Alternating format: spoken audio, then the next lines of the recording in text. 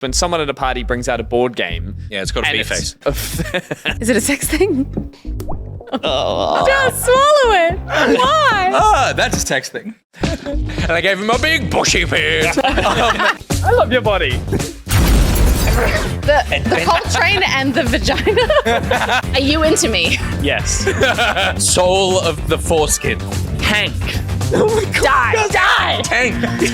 Psych! Have you got itchy dickus? Real steel. Wiggles. Pokemon. Pokemon? Oh, that's not a bad game.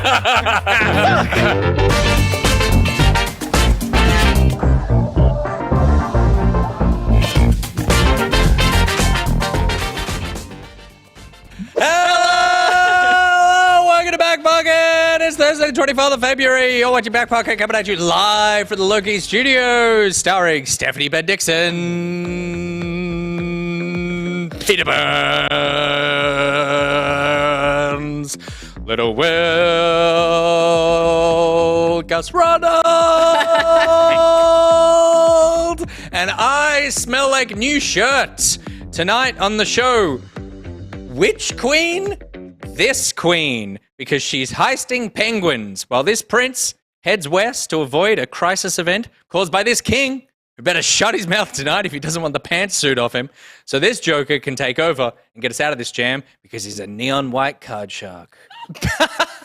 Oh, boy. Delightful. Well done. Personalized one. Yes, That's well, going to have to happen every week now. It is going to happen every week, but Did you know Steph write that? No, I thought of that.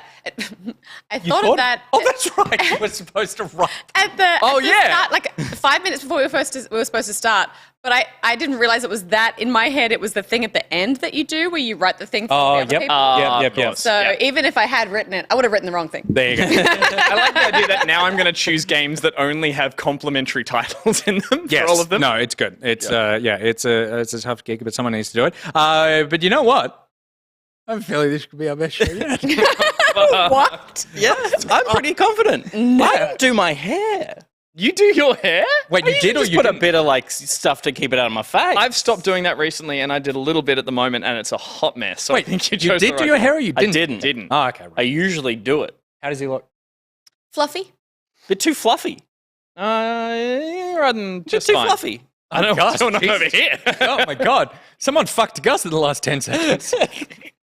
That's why I stayed on you for so long. Welcome to the show, everybody. Thank you very much, Andrew012, for the gifted subs. I'm sure Corporal Pop and Fresh and Nickicles will enjoy those. It's such a subscriptions. delight when you stumble through usernames in Twitch, often trying to pronounce them correctly, and one just reads very easy and is quite comical and makes you happy for getting it right. Something like that. What was it? Yeah. Just, you're all through these like leet speak numbers and letters, and then suddenly there's someone in there who's just called Colonel Penguin. I hate the ones that catch you out because once you start reading it and then by the time you get to the end, you're like, is that racist? I almost read one out on my other gig over where I stream and went to read one. And I read all the letters and numbers and got to it and went, I see what that was. And I got through it. Yeah. Yeah, it was bad. Yeah, it wasn't good. Was it? Oh, that's not good at all. I was going to say, what was it? But this is so squeaky. Do you have any for oil? you. Stop fucking with it. WD-40. Stuff. We need. We need some olive oil. It smells so bad. We need Olive some oil's not good. Yes, it is. It The goes WD-40 rancid. comes with a really Use like straw. Vaseline And it's or a something. great smell. If you're not going to use WD-40, olive oil goes rancid. It does. Fine. It works great It's going on to hinges. stank, mate. No, it works great on hinges. But Take it out, oil WD-40 goes fuck shit out on of your it. salad, so... It does. That's very true. Welcome, everybody. It's very excited to see everybody here. We see Harlow, Miss Silver, Coastal City, Melodic Storm, Graven Pixel. Pockety is here. What? My God. Oh, yeah. Sassless, Dolphin Pants, all the favorites. And it's just you guys. BuriBuri gifted a tier 1 sub to Riot, so that's exciting for both of them. More exciting for Riot, probably. Unless BuriBuri gets some weird thrill out of gifting. BuriBuri's got an exciting... Doesn't she have something exciting coming up today? We're going to Is it a lawsuit? something that she could sue us over or something? I can't remember. What I talked about before. What you talked about? Is that what you were talking Yeah, about? no, apparently the Pigawale jumper that I made, the logo on it has the R, which means registered trademark. which is left over from like the fake box art that I then stole. and using a registered R is not meant to be done. I was on your side until you admitted that you stole it. That I changed at least 80%, which I believe in bird law makes it legal. But the R is not meant to be used. So you're allowed to use TM. You can get away with TM even if you haven't trademarked it. BuriBuri, if you're in the chat, I know I shouldn't have said anything. Okay. BuriBuri, if you're in the chat, leave. Yeah. or we'll pay you $1 and you can't do anything. It's only client privilege. Yeah. Is This is a session now. Is this not technically on Redbubble for allowing the artwork to be? Isn't this not technically She the just R got her stands ass- for Redbubble? She got us out on a technicality. The R stands for Redbubble. The R stands for Redbubble. Doesn't the R stand for Redbubble? I'll allow it. Queen? Sustained. I guess my thing was like my understanding of the law, which is deep. Which is a thorough understanding. I've been sued. Yep. I've sued. Yep. Both of these things are totally true. Wow. I've been divorced. You've lived a life, I've been man. family court. Have you been? And I appeared in front of a judge who took away my license. So I have a lot of law experience. That's happened to me. I saw that all in one court Wrong case. Like side. it was your partner who was the judge. It was a bad week, Gus. I was Michael B. Jordan. Keaton in Box Jordan, to those who are familiar. The Mailman. That would have worked. No, the one where he goes crazy and shoots people. Batman. No, Michael Douglas. Michael Douglas. In Falling Down. Falling down. Falling Down. Not Michael Keaton in Multiplicity. But the what was the point of Were you ever, Oh yeah, that's right. We don't have that thing in Australia where you get served, like they have to trick you into doing it. Or is that just something you see in TV? No, that's true. No, that's true. But the tricking part feels like something that's in American TV and maybe America, which is like they have to be like, hey, by the way, you won a raffle. Yeah, it's a weird it's a technicality that you need to accept it, as is my Yes. understanding of that. Like they need to actually. So there are "Thank people who As an made it- expert Yeah. lawretician, that is your understanding of... my deep understanding of the law. But my understanding was that, like, just because you put the R on something, it's not like, isn't it? It's only if someone tries to register, like tries to register. We're not actually stopping anyone from doing it. I've never heard so many pauses and stutters in a defense. Also, who the fuck's going to come up with the word pigawale? As the thing Also, they want to thank you. register? Let's just put it on the biggest technicality. I can't spell for shit. It's Pigawaleo. It's just a little R on the end of It's the a little title. R. It's a little R. I A just little R. wrong. And what does that R stand for? Red Redbubble. I was trying to think of something else that would be like more fun than Redbubble as a response. Ming. No, is that a It stands, for, thing? it stands for getting sued, which is. Or Melvin says the R is silent. That's nice. I like There it. you go. Thank you, I like that. Melbourne. Good. You backed me up. I knew. It It's warm in here again. is a tad. It's not too bad today. I feel like it's been warmer. That's why I chose to drink my beer from the bottle, so I could do it in the heat like this. Oh yeah, that's paying off. Oh yeah. Now muss your hair. A little bit. Yeah, that was sexy. Oh. God. I was like, Now he's cool. Hang on. And it's just reached crutch. Should we? it's just reached crutch. It just went through both layers. Soaked Wet through. boy. Soaked through. There it is. Wet boy. So Wow, that was like the most orgasmic start That to our was show that we've incredible. had. That was Popping up. incredible. And we've had some sexy starts. We've had some sexy starts. We were talking one's about had a reaming 10 seconds. No one's had the balls to do a proper spit take. What's that? What are you talking about? I did one last week. Spit take. Oh, okay. Comically everywhere. We all have a laugh for 2 seconds, and then everyone hates you for it. It's like, Oh, okay. Yeah. that level. yeah, but coming on yourself, that's all. I'm sure reaming is a sex thing. It sounds like it's definitely. I feel like if you look it up, there'll be something. What was the cowboy one? Hi, Schnibs. This is what the show is. Why are we there? Why did we go there? Was that a word? We will talk about video games He momentarily. started it. Okay. When we go to that graphic, I'm running straight for a tea towel. Why do they get I knew it. You knew it. I knew it. We don't have that. That's because I can't... We don't have. I couldn't possibly... If we I love the use of the word, like the specific use of the word annihilate in that description. It's like ruined forever. We're having two separate conversations. Never to be reamed again. Hey, Video games? No. Before I get to that, so I was driving here and I saw a little toddler walking down the street. Hard pivot from our conversation, by the way. With someone? Yeah, with someone. Okay. Spare take. Yeah. I refuse. And very small, very cute. And I thought it's amazing that the human body knows, and I'm sure BuriBuri will have an answer. How to operate a mech suit at that age? How to grow everything at the same time. Because I was like, the bones in that baby's legs are the same bones they have as an adult.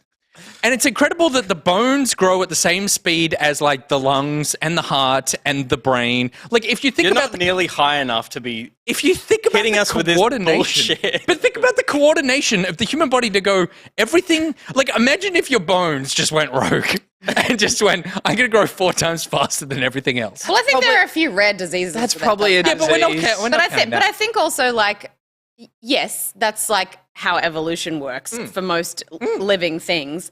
But also, I think around adolescence it all gets fucked up, right? Maybe not with your bones, but like your maturity and like intelligence and understanding of things is On the couch? wet in his I was pants. about to say on the couch. It's very hard to stay involved in this conversation while I'm readjusting myself and with like, any there's kind a of bit more. dignity. Yeah. Do you need a moment?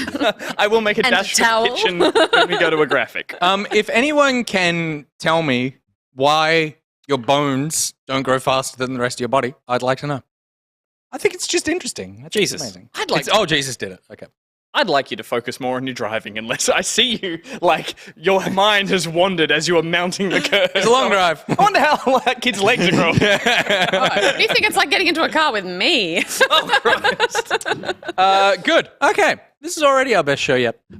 Should we get into the games? Because we got a few. Let's do it. I'm just saying, what y'all be playing? Brought to you by, presented by BuriBuri. And come back now.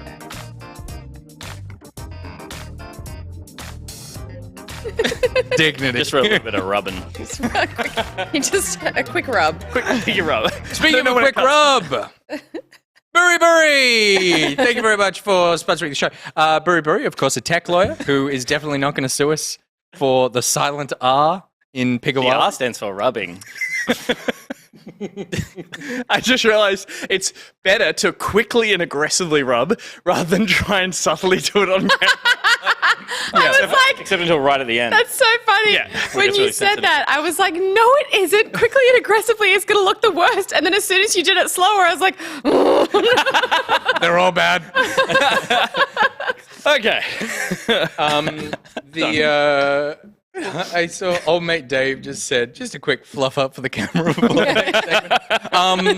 BuriBuri, thank you very much, of course, for sponsoring the Gaming Week. And advising us on possible pitfalls that we might have. for not only free legal advice we're getting, she's paying us to give us legal advice. Is that on the end of her ad? I'll pay you. Amazing. But if you want to pay BuriBuri, you should DM her and go, I killed someone. Or I tried to register the word Pigawale. Yeah. Or I thought I won a raffle and I was served. Isn't that what they do? That's how they do it? They sneak it up to you? What you said raffle a couple of times. Yeah. Now. It's I interesting don't know. that raffles are the thing. That's the only way I have to trick people, by telling them they've won a raffle. Yeah, right. What was It the last hasn't not raffle worked. you entered? Sorry? What was the last raffle you Done entered? some meat trays. Some meat trays at local an pub. RSL or something? Yeah, I won a seafood tray in Noosa. That's nice. It's the wisest thing I've ever done for a while. Yeah. I think there's whiter things you've done.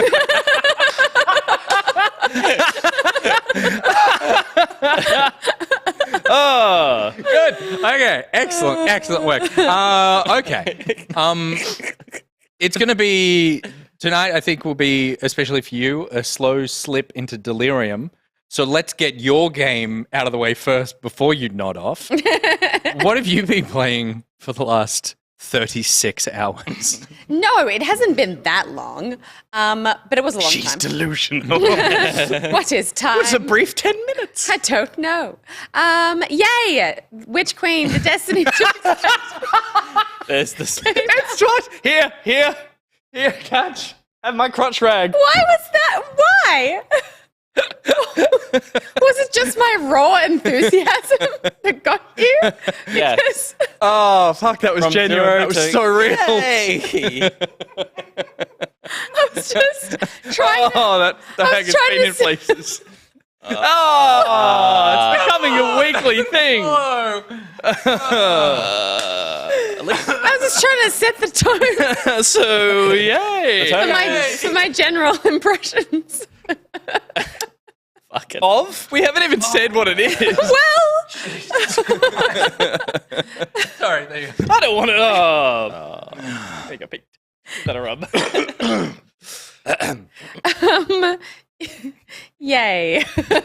Witch Queen Destiny 2, hotly anticipated, long-awaited expansion launched yesterday at 4 a.m.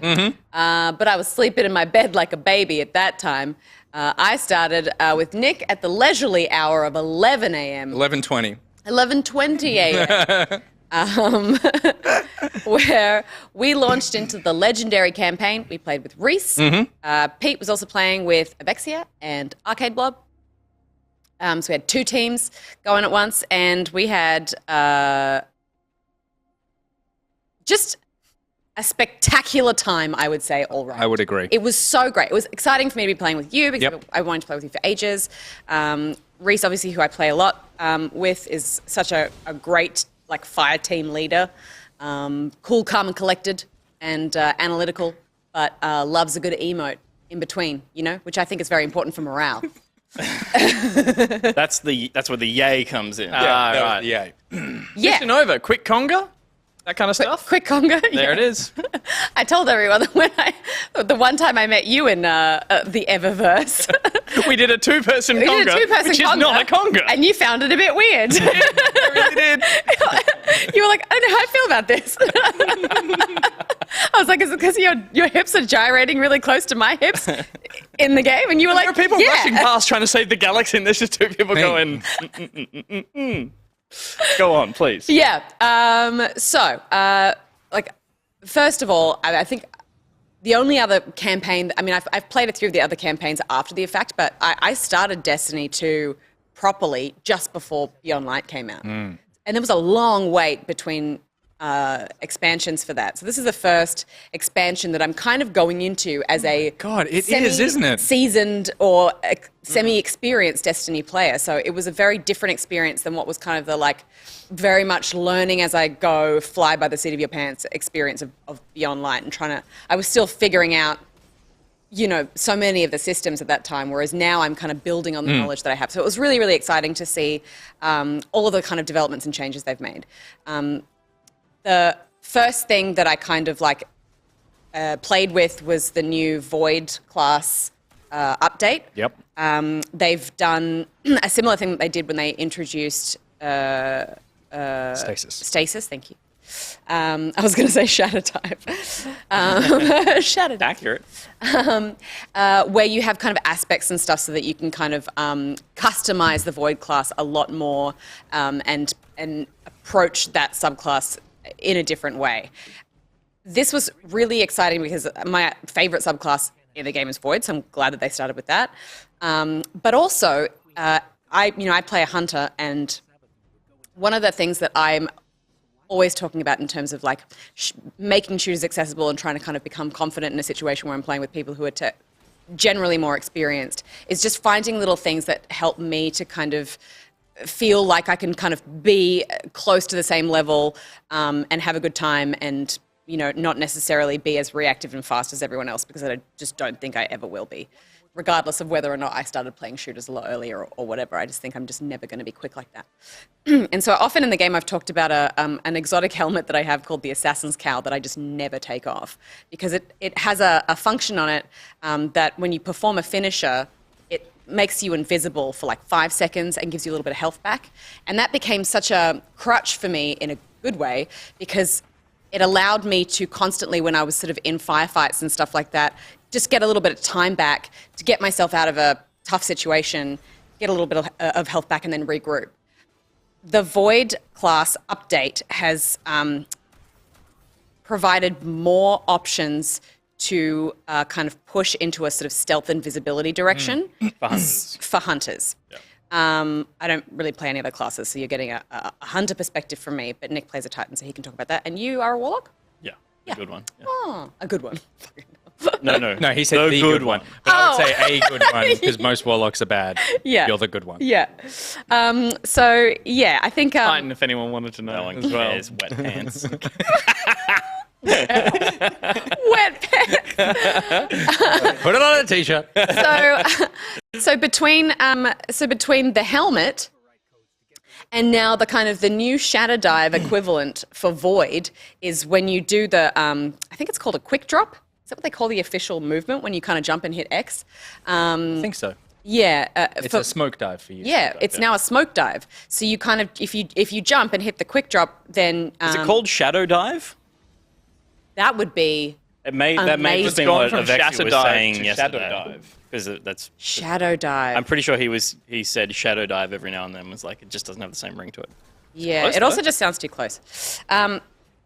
Anyway, so that also gives you a few seconds of invisibility, and it creates a cloud of invisibility that your fire team can also benefit from. So I can smoke dive next to anyone, and it sounds better. I'm going with smoke dive, and then you give them all a little bit of invisibility.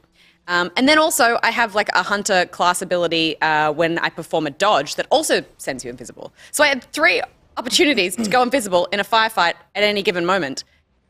No one ever saw me. I was never there. At one point, you walked away from the computer. Yeah, it was amazing. Yeah, great. And so when we were playing, I felt like I was contributing at a level that I previously haven't been able to because I was able to just have so much Engage in combat more engage often. in combat way more often because so often particularly when you're in a fire team or a raid or whatever, sometimes I was like, the best thing I can do for my fire team at the moment is not stay out. die. Yeah. So they're not having to constantly try and res me or whatever. Whereas now I felt like I was able to just like do heaps of damage, but also not put myself in a situation where I was going to like wipe myself all the time, which was just great. So I just feel like it gave me a new level of confidence, which was really exciting. I loved it. How's the... So this is the campaign. So this is the narrative stuff. This that's is before the raid. You guys. the best campaign Destiny have ever put out. Oh, it's By so far. good. It's so fun. The previous winner was Forsaken, which has been vaulted with this. That was the green dark ship in the space. That was. I think I played the Forsaken one. That was like you were on a space station with. Forsaken was like you go on a heist and then you go track on like a revenge killing spree across the galaxy. Oh, okay. This expansion is the best one, I think, by far. The thing that I realized, I've got one mission left to finish off. I played with you guys last night and then Avexia today, and I've got one more until the end. Pete's finished it. You finished it. And I don't know about you. I know you loved it. I don't know about you. But for me, the reason I think it's so good is that it actually feels like a video game.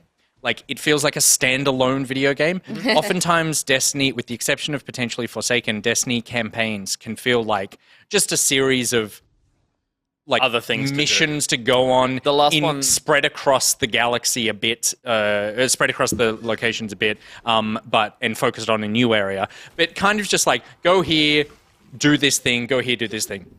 This has a real sense that if you took away everything else in Destiny, this would still be a fun 8-hour sci-fi shooter campaign to go through. It folds back in on itself. It returns to places in interesting ways. The music is fucking incredible. The story is relatively easy to follow, and for Destiny, that's saying something.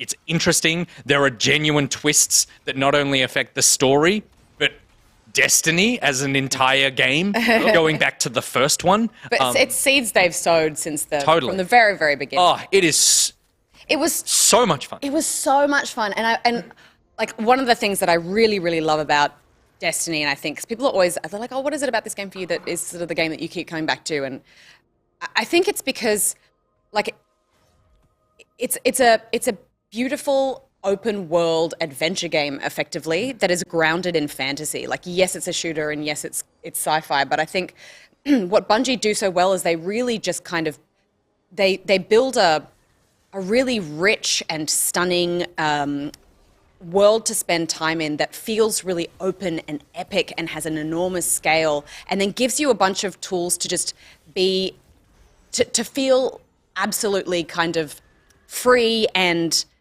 have opportunities to be really creative in how you kind of approach any given situation, because it's like all of the guns are ridiculous space guns, and they may not be the like most realistic or like, you know, techie guns to use if you're a hardcore shooter fan, but there's so many different kinds of guns and ways to play them and ways to kind of build on the way you approach combat and things like that. And then adding to all of that the different abilities and things and armor exotics and the way that you kind of combine all those things to make different things happen. Like, it's just really, and the freedom of movement that you have being, you know, Bungie, and you have that kind of wonderful kind of floaty jump as well.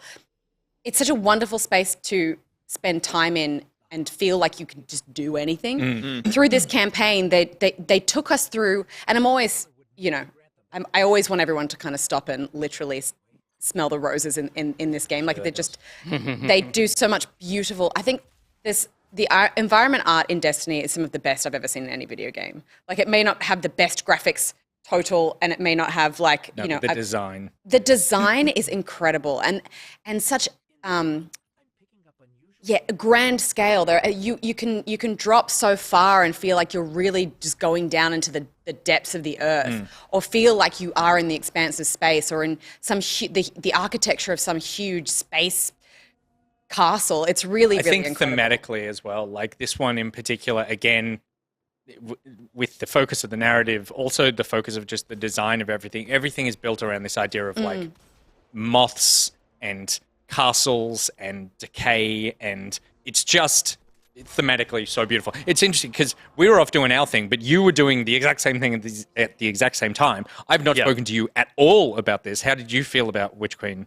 Yeah, I really, really liked it. I had a great time playing with the Vexia and Blob. We powered through. We played from start to finish, 10 o'clock in the morning till, I can't remember, we were done by 5-ish or something. It was about 8 or 9 hours.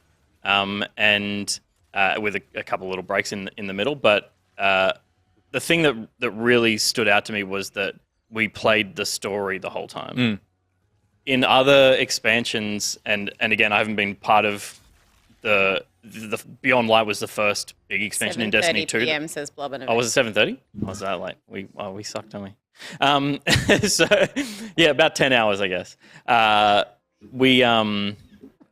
Bless you. Thank you. We at one point had to go and do some stuff in the Throne World, which is a new open world play area, to grind a couple of levels so that we were at light level for the next mission. It took the better part of 15, 20 minutes. Yeah, right. And in other expansions, I feel like I've spent, it's like, here's an hour of fun, here's an hour of grind, here's an hour of like story fun, here's an hour of grind. And they might go for the same duration in terms of like content to finish, but this was all mission story focused for the 10 hours that we played our session, and it was all really, really solid. They did it so much. Like, previous expansions were constantly doing that of like mission, and then go to that person and you're expecting the next big thing, and they're like, okay, I need you to go over here and do like 4 of these. I totally- It's just like, Jesus. Very, like, very you pull me foolishly- away from your story, which is already And then- opaque enough as it is. Yeah. No, very foolishly, like, I went and played the previous one, that Destiny 1. Beyond Light. No, Beyond Light. I went into that, thank you. And yeah, forgot how Destiny breaks up its campaigns like that, and found it, just trying to run it solo and to do some stuff, it was like it detaches you from the narrative. So when you come back in, you're like, hang on, I'm getting my head around it. And when it throws you out to grind and do some task on the side, it's just like, it's enough to make me just go like, oh, I've kind of given up on it. Yeah. And so I really like the idea I of think that. you will 'Cause really, the story when it's there is fantastic. I but think you'll really like it this. sabotages itself in previous campaigns to therefore not... I have trouble I think- staying with it. Too, is that Beyond Light was such a tricky excuse me, one to come in on, because it's like they just removed so much stuff from the game, and then that whole campaign you spent a lot of time on Europa, which was like a snow planet. So it was like you're losing all of the kind of rich, variety of locations that you get from all of the different planets and stuff in Destiny. The thing that I loved about this too is that I was I was excited for the new location. I was excited to, go through the kind of swampy areas that I'd seen. But I had no idea how much variety we would get in the locations, and the color palettes they use. It was always beautiful, even in the swampiest, murkiest places. It was like a rainbow of colors that they'd put in this beautiful kind of watercolor fashion, and it was just so stunning. And the skybox was always some kind of shattered, marble oil painting thing. It was amazing. The other problem that Destiny has had is making planets that very much just feel like space planets, and so therefore are quite barren and very samey. I was saying yesterday on the stream with the expansion when you're running through the moon, Shadowkeep. It was just that was the one that you played, I believe, fairly soon. Yes, but yes. It's just so dour. It's so oppressive to be around and sad to be in. Whereas this has so much life in it, just because of the greenery, but it's still eerie. It felt like a From game. It had that sense of something bad is happening in this forest. But then switching between that and the Throne World stuff, and Savathun's castle, and the design on that was just phenomenal. Constantly in awe of it. And also, I felt this is such a weird thing to say, but I didn't know heaps about her as a character. I've tried to kind of follow the lore as best as possible, but I got a real sense of her as a person from being in her home. You know what I mean? Well, we're looking for the bathroom a lot. Yeah. It was just It's you on holiday? Yeah. It was so beautiful, and it felt oddly Intimate? And feminine in a weird way, but Yeah. oppressive at the same time. And I don't know, it was cool to see so much thought go into the design. And then I also felt like the cutscenes in the story were really incredible. And there was just a particular one towards the end that I was just almost in a bit misty-eyed, it was a really beautiful performance. It was actually, that was beautiful. And Pete, did you find, because the other big addition to this is the idea that some enemies now have light powers, like the Guardian. Yeah. How did that go for you?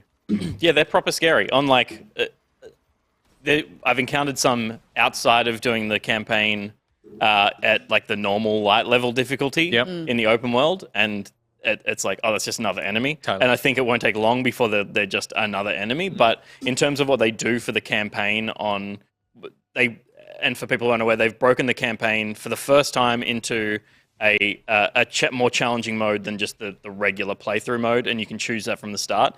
And if you've played shooters before and you're thinking about playing Destiny 2, I highly recommend doing the challenging mode, because it's not designed to be hard, but it's designed to be played in a way that gives you a sense of accomplishing. If you're a competent shooter, you should play on the harder difficulty to play against bosses that are going to feel like bosses, as opposed to just get totally stomped, because most PvE and through the story on not that after the legend, because we ran some campaigns to just a boring, you don't need to know why, but had to go through a couple of things twice, and going through at the normal level, it was just melting people. It almost felt ridiculous at that point. But I don't know if that's just because we were just so well, we had light leveled up by the time. Yeah. So we're probably overpowered. Yeah. Part of it is what Bungie have always done really well with shooter action in their campaigns is making you feel like at whatever difficulty, really. But in this, there's the normal PvE, pretty much cakewalk, which is Destiny in anything other than hard content. Or this feels really designed to be an experience that feels like a shooter you would expect. And it's not hard. To me, that version is normal, as opposed to I'd say it is harder than a COD. Well, I definitely came up it's against. harder than maybe harder than COD. But I don't think they're comparable, because the way you approach I think there were my favorite things in terms of the challenge and the encounters that we had in this campaign were probably that boss room that we struggled on a bit. Stage 3. Everyone was that one was the spike. That was it was almost like a little mini taste of what raids are like, in that we would be okay, we need to regroup and figure out how we're going to approach this next time. And each time we would get significantly further through the fight. And it was that feeling of like, oh my God, we're getting better at this and I think I know how to do it. I just need to make sure that I don't turn my back on this guy because he comes through and figuring out tactically how and to what all progress three through of that us are fight. going to Yeah, be doing totally. and the Yeah, yeah. communication between each other. And that's when it's really exciting and really shines. And so when I feel like on Legendary, you get to experience that working as a team communication thing in a way that you probably wouldn't on normal difficulty because you have to constantly be communicating and making sure that everyone is in the place that they should be so that we can all get through this alive together. Totally. When this thing happens and then when that thing happens, it's awesome. Which again to me is part of what made this really enjoyable for me, because it wasn't that because the story has a lot of gravitas. The story itself and the implications on destiny going ahead. And if I had done that too easily, it would have lost heaps of impact for me. Totally. So I feel like the Legendary setting and it scales to get harder and harder with more people in it as well, is what we've seemed to have seen based on, like, I think just health pools on the bad guys. Yeah, 3 people is much harder than, like, Vexy and I were solid. breezing through. Yeah, Well, not breezing yeah. through, but like Legendary was easier with 2 than with 3. Yeah, I think so. And I see what you're saying with repetitive gameplay. I think the difference is with this is that it's like it was challenging enough that we had to really think about how we were going to approach it as a team, but not so much. It wasn't like a raid scenario where we were just trying the same encounter over and over again and failing at it and sometimes going backwards. Do you know what I mean? Yeah, you're not bashing your head against the wall. You're just going, I can see where we fell I don't over like there. situations where I have to we avoid? replay the same thing over and over and I don't get anywhere. That's what I don't like. And I feel like those are situations that I'm in with other games like Souls games or whatever, or, that kind of thing. Whereas this is just like, I see what we did wrong as a group, and I feel like as a group, each time we attempt this, we're getting better, and then we're moving through it at a pace that I feel like is still super enjoyable, and like I feel like I've accomplished something. Yeah.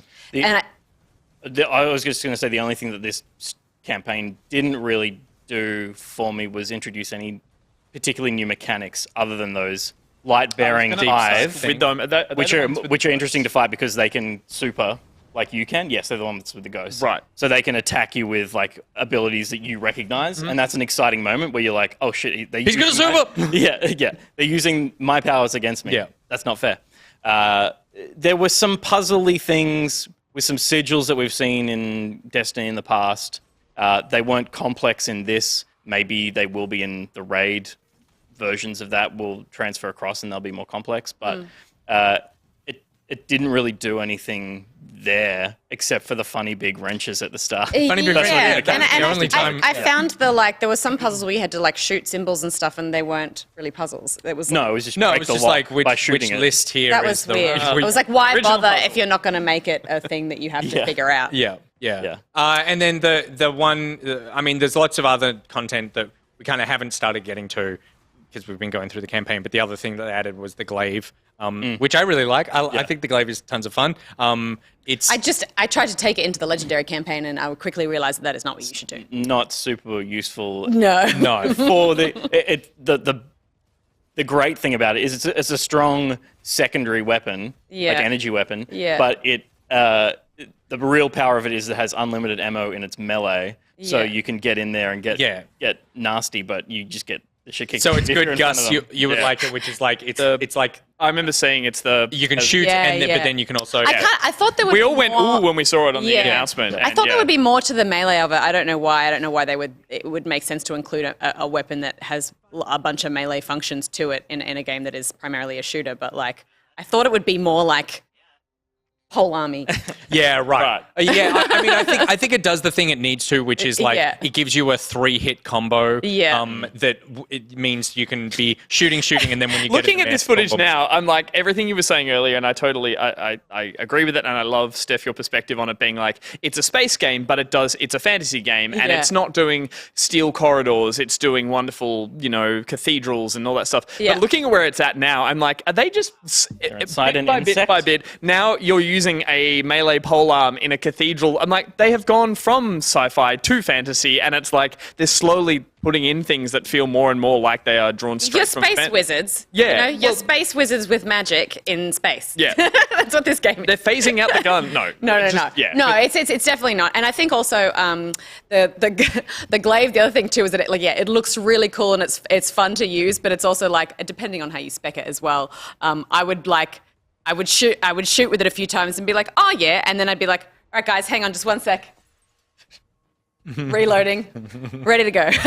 Like she's in the Civil War. Yeah, it's like a full thing. Like you've got to like pull pieces out of it and clean it, and then like, it's the whole animation is just there we go. But I'm really happy for Bungie and for the game. Like it was a great launch. It went really smooth. It's been really well received. Yeah. I think they've laid groundwork for some awesome content coming. Very excited for the raid. We're all going to get our fucking legendary campaign Palladium boots. Yeah. I think right there. I'm so excited to encounter the light bearers out in the game, and I hope it doesn't come too quickly where they do become just another enemy, because playing through the campaign on legendary, the light bearers were the scariest thing I've encountered in a long time. Like it's been a while since I felt that real fear where we'd go into a room and we were getting so overwhelmed, and then you would just see the kind of glint in the eyes of a light bearer. And for people who aren't huge Destiny people, like the magic power that the Guardians have, none of the enemies have ever had it. And we have an ability to cast your super, which is like a massively powerful attack, and suddenly the enemies have that too. And they would just, if you got hit by it, you were instantly dead. And if you don't kill their ghost when they die, they come back to life. Yeah. That's what I was going to ask. That's the point of that, is it? Yeah. Me too. And in Legendary, you have limited reses. So it's like it's dying is scary because you wipe and you have to start the whole encounter over if you can't. Which is why you need a fire team where you can turn around and say, are we all here? Where the hell's Steph? And you're just invisible up against a wall. Being like, I don't want to do it. So it was just like there were so many moments where we'd be out there and I'd be like, shit, run, hide. And we would just be like, and I was just like hiding behind a thing being like, is he gone? Is he gone? Like it was so full on.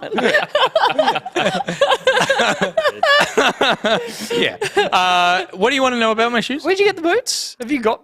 No. It's So just a these are particular Palladiums. brand, But yeah. Palladiums are the... Right. Yeah, but they get, if you And they're finish the very campaign cool. on Legendary in the Let's be first honest, week. Palladium. Show the If camera. you finish the campaign on Legendary in the first week, these aren't them, but this is the same brand, you get the honor of being able to pay $200 plus shipping to Bungie for a pair of shoes. Yeah. Let's be honest, Palladium could have been a location, a weapon, or an enemy type. 100%. Well done.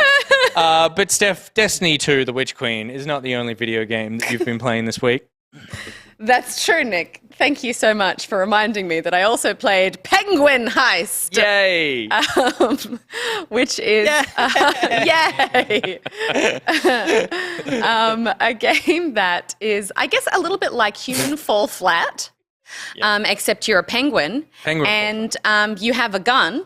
Do you really? Yeah. Oh, okay. And you have to, along with your this is half the game, along with your friends, in this instance it was Niicrotex and Rhys. We were playing an incredible heist team that had to kind of pull off a series of heist scenarios through many different maps. Cut 2. Hard cut. Stoic penguin. What have I done? That's how the noir detective novel starts. It's very stupid and very janky, but it's just one of those like... What is it? What is it? What's yeah. the game? It's Human Fall Flat, Sure. but it's a heist, So it's a physics... and you're a penguin. So it's you go physics-based. through And you're Go working through together? different maps. If you're working together, Yep. you're facing off against... Yes, these are your little flappy arms. Yep. You're facing off against, guard penguins and Yep. sometimes Yep. ghost penguins on the fantasy castle map. And there's always, there's something that you have to retrieve and steal, or objectives that you have to complete within each map. Gotcha. Cooperative, there wasn't any... The bit at the start was just you guys mucking around. It's not Yes, competitive. it was us right. mucking around. There's NPCs that you have to... Sometimes there's like hostages you have to rescue and stuff like that. Penguin hostages? Everyone's a penguin. Okay. Everyone is a penguin. But it's very janky, but it's all just very funny and just like it has a great sense of humor. When we did this particular Wings are great. heist, It's a little fluffy. yeah, when we did this particular heist map, we got very into the role play of the situation, like as Push 'em off the cliff. as like an Ocean's 11 penguin team. Yeah. And we were having some kind of arguments, and there was some dissension among the ranks of the penguin. That's a baseball bat. And you can beat up your own teammates and be silly and like all of that, and then you can unlock lightsabers and shit like that. Totally. It's that kind of game. How much is this? They should pay I'm you. gonna say like $15, maybe 20, close to. So it's kind of like, sorry, you keep going. It's kind of like a game engine developer who's just gone like, this is fun. I'm putting everything in it, and so 100%, which is totally a vibe that I can get on board with. 2150. 2150, yeah. But there's a lot of maps in it, and so like, and they just vary from being very simple to actually like you just get really surprised by how complex they are, and you never know what to expect, which is kind of great. And yes, there was one where we had to kind of break into a really massive bank that had multiple levels and stuff, and we had to drag an enormous bag of money the size of like a jumping castle through the way that we had come to back to the entrance, and also retrieve the mayor of the town who had been held hostage. Did the money have pictures of President Penguins on it? I think consistency isn't a thing Is that you're going President to Penguin? find. There's Emperor Penguin. Oh yeah, don't it's think not a President Penguin- democracy. It's a Good. Okay. Yeah. So, I like that. pictures of previous Emperor Penguins. Emperors. yeah. So is that a monarch? No, it's not No, a monarch, it was just a but- big bag of money. That is it. No, that's it. Okay, No, well, it's- it's a bit smaller than I described. Bit smaller than I described. Steph But did it's not still want to go fun. along with You're my... not playing your joke. She's yeah. currently laughing at the footage. Yeah. The joy in it is the physics, because it's just like ripe for shenanigans. Yeah. Just funny things happening and unexpected things happening with the physics when you're trying to achieve an objective in a world that is very janky.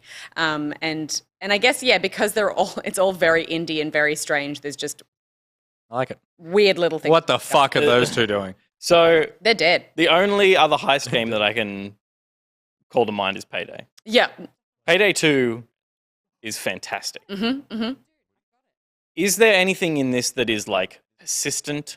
So you win this, you can upgrade stuff, you can go back in and go harder and better. Do you get a ranking? Are you trying to accomplish objectives? I see full stealth? I see or what you're looking is there for any in depth this, in it like that? game about penguins, Peter. But no, there I is. think it was about there the is penguins he really was no. interested in. No, the thing that you want to do is earn money from a successful heist so that you can buy more lightsabers. Oh, shit! Right. And then you Jesus. beat each other up back at base with lightsabers. Or do you get to No. hold the lightsabers? You what?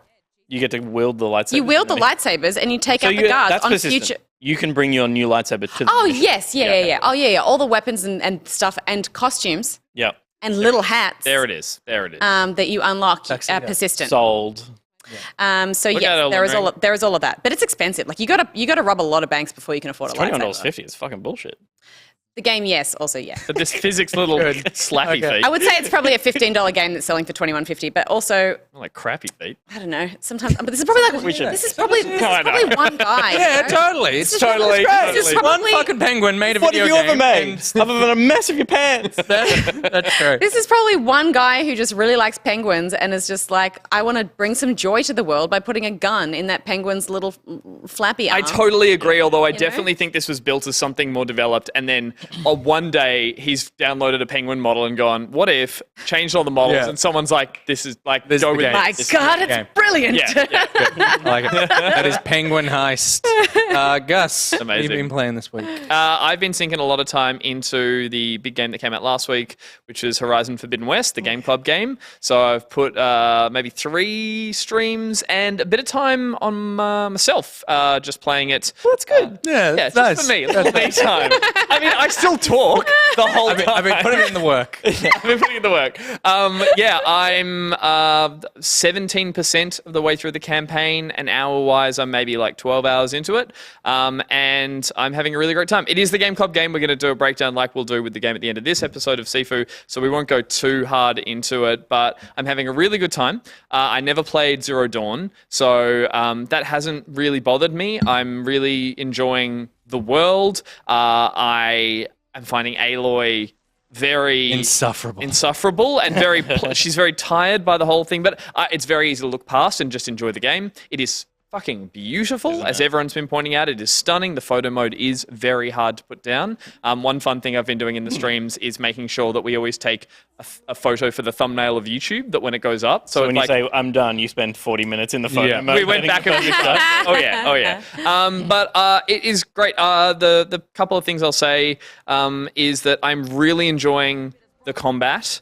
I fucking love the combat. I love how it is hunting. I love how it is, dealing with weak points on creatures. And I've put all my energy into anything that does concentration, which is the slow-mo. I've got every buff, every perk, everything is in. So I'm just slow-moing every fight to get all the right shots. That's why you're only 17% into the game. That's probably why. It's not helping my duration. But that and the fact that the combat often, at least in the story sections I've been playing, I'm really taken aback by the fact that the combat is often overwhelming, that it doesn't just give you one wave of enemies at a time. It is often throwing huge arenas. In fact, there's a battle quite early on in the campaign where there is literally a battle around you. It felt almost semi-Lord of the Rings-ish. It was like people were fighting each other around me as I had to focus what was going, and I hadn't seen it in a game for a long time, and I really enjoyed it. And I didn't realize how much I was itching for an open world game. Yeah. I'm really, it takes a bit of effort to make sure you're into it and you are willing to learn everything that's there so you don't get overwhelmed. I like that it gives you incentive to approach fights in a different way as well, because a lot of the time I think in Assassin's Creed I'd start off being stealthy and then I'm like, I'm a bit over being the stealthy person and I just want to smash everything. So then I would just kind of give up on stealth a lot of the time and just smash my way through. But in this I think it's nice when it's like you can go stealthy and just kind of one-hit kill things if you want to just clear things reasonably quickly and without much fuss.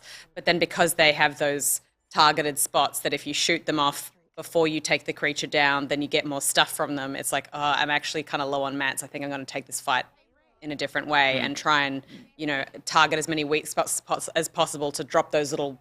I didn't actually realize until quite a while in I needed a specific part off an animal or a machine, and I was going back to a zone and killing them and not getting the drop I needed until it dawned on me that I had to scan it, look for the part, shoot that part off exactly. I was like, I thought it was a random drop, and those were just ways to get extra bits. But I'd played so much of the game with that. It's a way to extend the duration of the game. Yeah. Because it doesn't make any sense. The lore is like, you killed it, so it blew up. Yeah. No, the extension there would have been at random drops and you need to just keep killing them. For me, it was, I needed to actually target its wing. You can turn that off in settings. Yeah, but it's one of my favorite things. Oh, no, cool.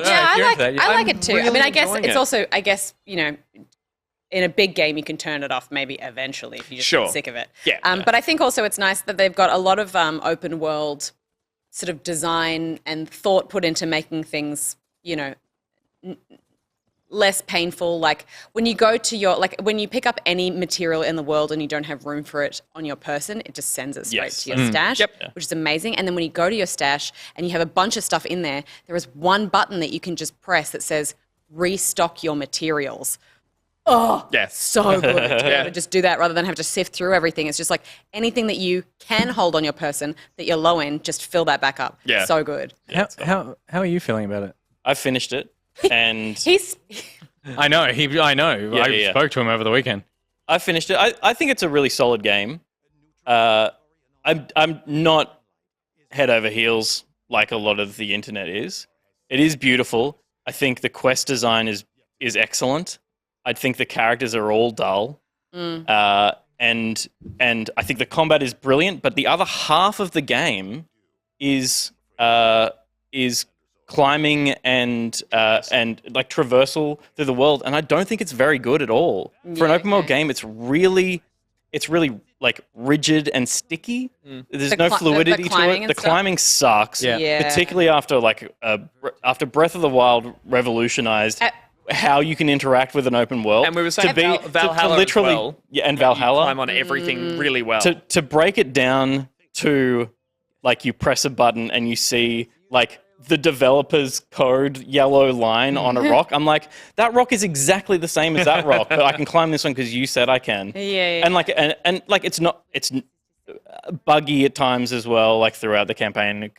Streams watch really streams minor watch me things, like but- wig out, and I'm like, what the hell? Like I was Yeah. pointing and moving. I remember early Assassin's Creed, there were things like that as well, where you would just like, you'd try to do something and you'd end up jumping backwards off the wall and you'd be like, no! And it was so saw, frustrating. I feel like this has a bit of that in it. definitely. So I agree. I really don't like controlling Aloy. I find it really like heavy to move around. And I saw, I've listened to a couple of podcasts where I think it was the Giant Bombcast put their finger on it for what it is for me, which is it feels like she's over animated. Like everything takes one more animation than you expect it will. So therefore, she doesn't stop when you want her to stop. She doesn't like even that grapple thing she has. I never feel confident that like It worked. the way it happens too late, and it's like she's taking it out. And she definitely just takes putting it her out, arm back throws and it, whipping it, and pulls it, and I'm like, runs, fuck, and is you're it like, working or not? Like I don't. So There's yeah, no uniformity to the distance of a jump.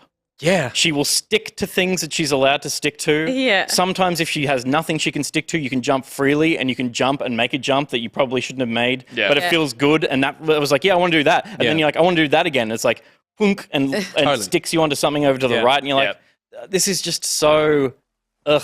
I'm fine. But it's a great campaign.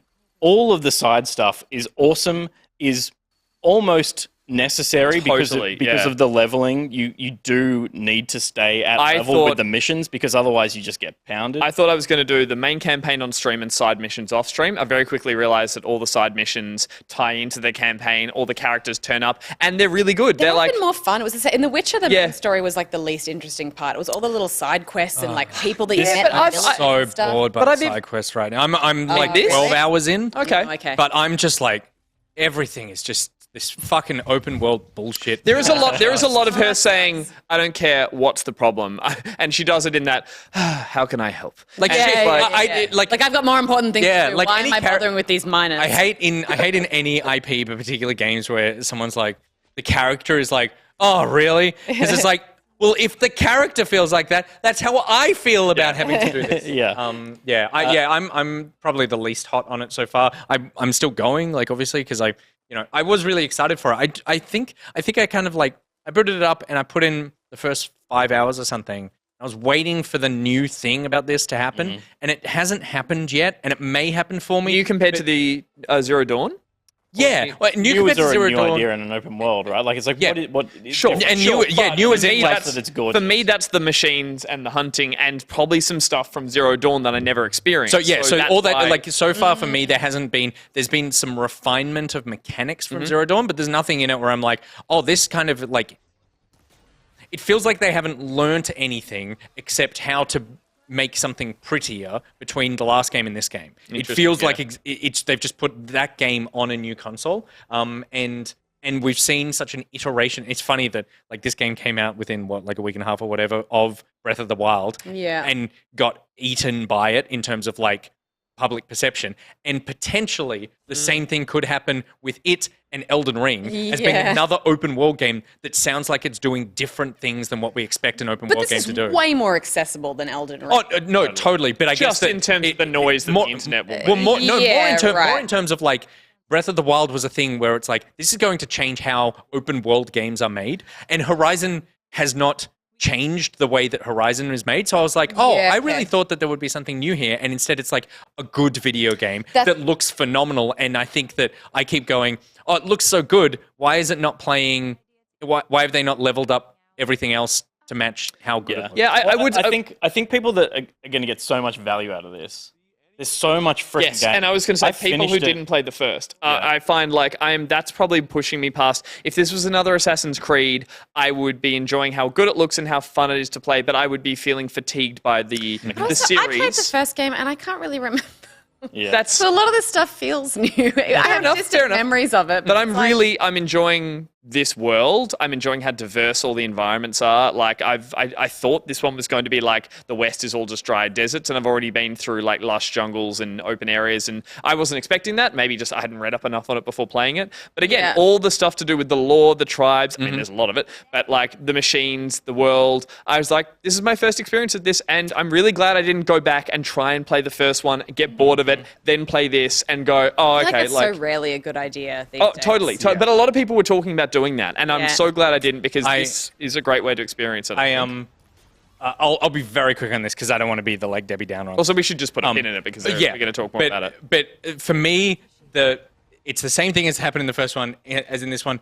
The tribes and stuff, it always just feels like 5 people in this area and 5 people like you know when she gets out to the Forbidden West and there's that like meeting thing and then there's essentially 3 groups of people there and it's like that's all of this them. Is your whole tribe, right? Like this is like the world actually feels really small to me that they're all broken up into these like families of people that all for some reason have their own cultural identity, but it's actually like just this small group. So it feels like people. I hate the costumes as well. Like I hate. It is so funny. It feels like they're all dressing up. Like it's ridiculous the way that they use metal and everything. Yeah. And the final thing, Middle C pointed out. It's weird that they've got this like Celtic character wearing like African tribal paint. Is like unlocks and shit. It's like it's just it just feels like dress up. Like it feels like we're yeah. dressing up. Like you got a new Totally dress up thing. But Middle C pointed out something in chat, which I saw before, which I think is a really great point and something I've been trying to be really aware of.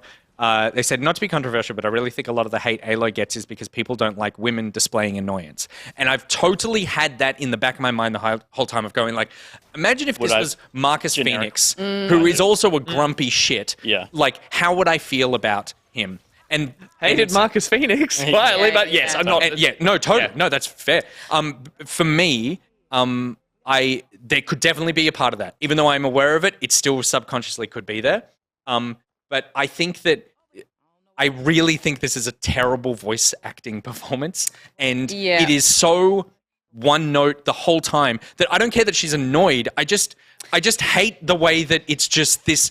It sounds like Ashley Birch is trying to be dramatic. Yeah. Every sentence has a breath halfway through where she's like, and like trying to imbue what I can feel her trying to imbue weight into the dialogue, which isn't there when you can be pissed off, but like have shades of being pissed off. Otherwise, I just have to fucking listen to. There's no musicality to her voice at all. Is the issue that I have? Like, there's no when people are talking out in the world and they have light and shade and they're expressing themselves. It's like.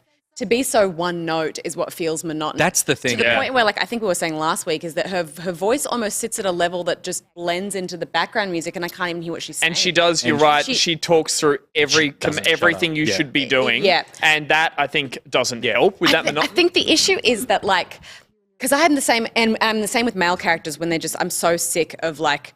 Shitty, jaded, like, you know, grumpy heroes who are just like, you know, I guess I have to do this thing now or whatever, which is like why my one like huge takeaway from Deathloop was I was like, what a cool fucking character. Like he's, and no, it seems like the 2 options are you're either a kind of a hardened, stoic hero like Geralt, who's controversially voice acting. I didn't really like that much. Like I love the game, but I wouldn't it's pretty one note cast as well. him as a voice actor. Yeah.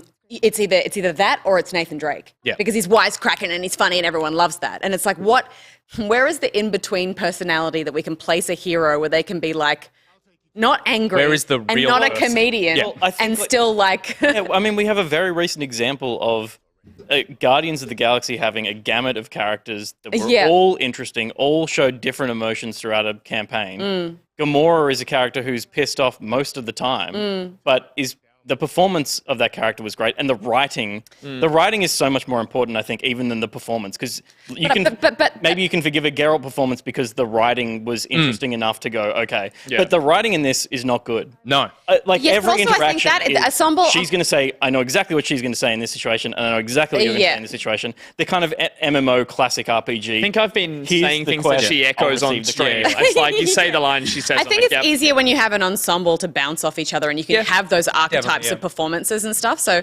I hear what you're saying. I just think that that's an easier thing to accomplish when you have a group of characters than if you're just trying to have a hero. Yeah. I'm definitely not getting any of the stakes or the drama and like to sort of play off what you were saying, Nick. It's like I'm not getting any of the light and shade of like she's torn by being this hero or she is struggling with the weight of it, like or she's stressing about the threat or she's really having a lot of ups and downs. Like there's it's like I don't even really know her opinion about anything. That's what, and I'm even even more confused because I'm like, maybe she got it all out of her system in the first game. Or Well, something. but Like- she did. She actually did because that first game ends in a way Gives where you it's like great closure. that's the game. Oh, Like, okay. You didn't need the sequel, but financially you are doing the sequel. Interesting. But yeah, I think right. I think it's difficult to go on a journey with a character who's annoyed because they don't want to be there. So it's like, well, if you don't want to be there, why do I want to spend time with you not wanting to be there? The answer is if you are fun to be around, she's not fun to be around. She's not a fun character to spend time with. She's not funny.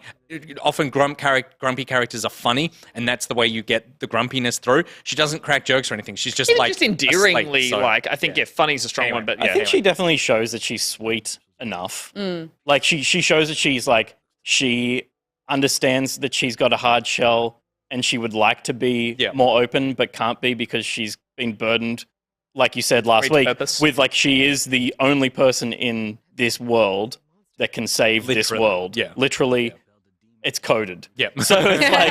So it's like she has this burden and she doesn't have the choice to be anything else. Yeah. Which I think comes across. And I think like the game gets so batshit at the end that it's like the story just goes to a place where you're like, okay, it doesn't really matter who's in it now. It's like this is just fucking weird. Yeah. Well, I'm looking In a fun way. forward to seeing that. Me too. And, we'll and talk just about on it that more, point of being like burdened with it, show her struggling with that, like having moments in between missions where she's really pained by it. So then when she's frustrated later on, I'm feeling something to be like, well, I want to help you get through this because I want to see you do better or feel better because you're. But yeah, the one note thing I totally agree with. And And then Erend is the worst character in video games see the guy with the mohawk? ever. He's so fucking awful. Yeah. He was pretty. The bad face hair dude. Yeah, it was He's great. such a like soft nothing idea of a character. All of them are just like complete nothing characters. The most interesting thing in the world is the robots that you kill. I'm enjoying the Monster Hunter element of it because I didn't. Yeah, like Monster which you- and Hunter, you've so I'm always like, wanted oh, to this love is a Monster Hunter. and this is the Monster Hunter. That's I so want true. to love. That's so true. So that's great. What else, Gus? And We just keep shitting on games. What else? Jules J. He's like, fuck up, Pete. Have Erend. I don't want him. He's all yours. Don't worry, we're about to start talking about some really good games. oh, we definitely are. And my favorite type of games, Peter. What kind are they? It's a wave don't mode. Skip. I just want the wave mode.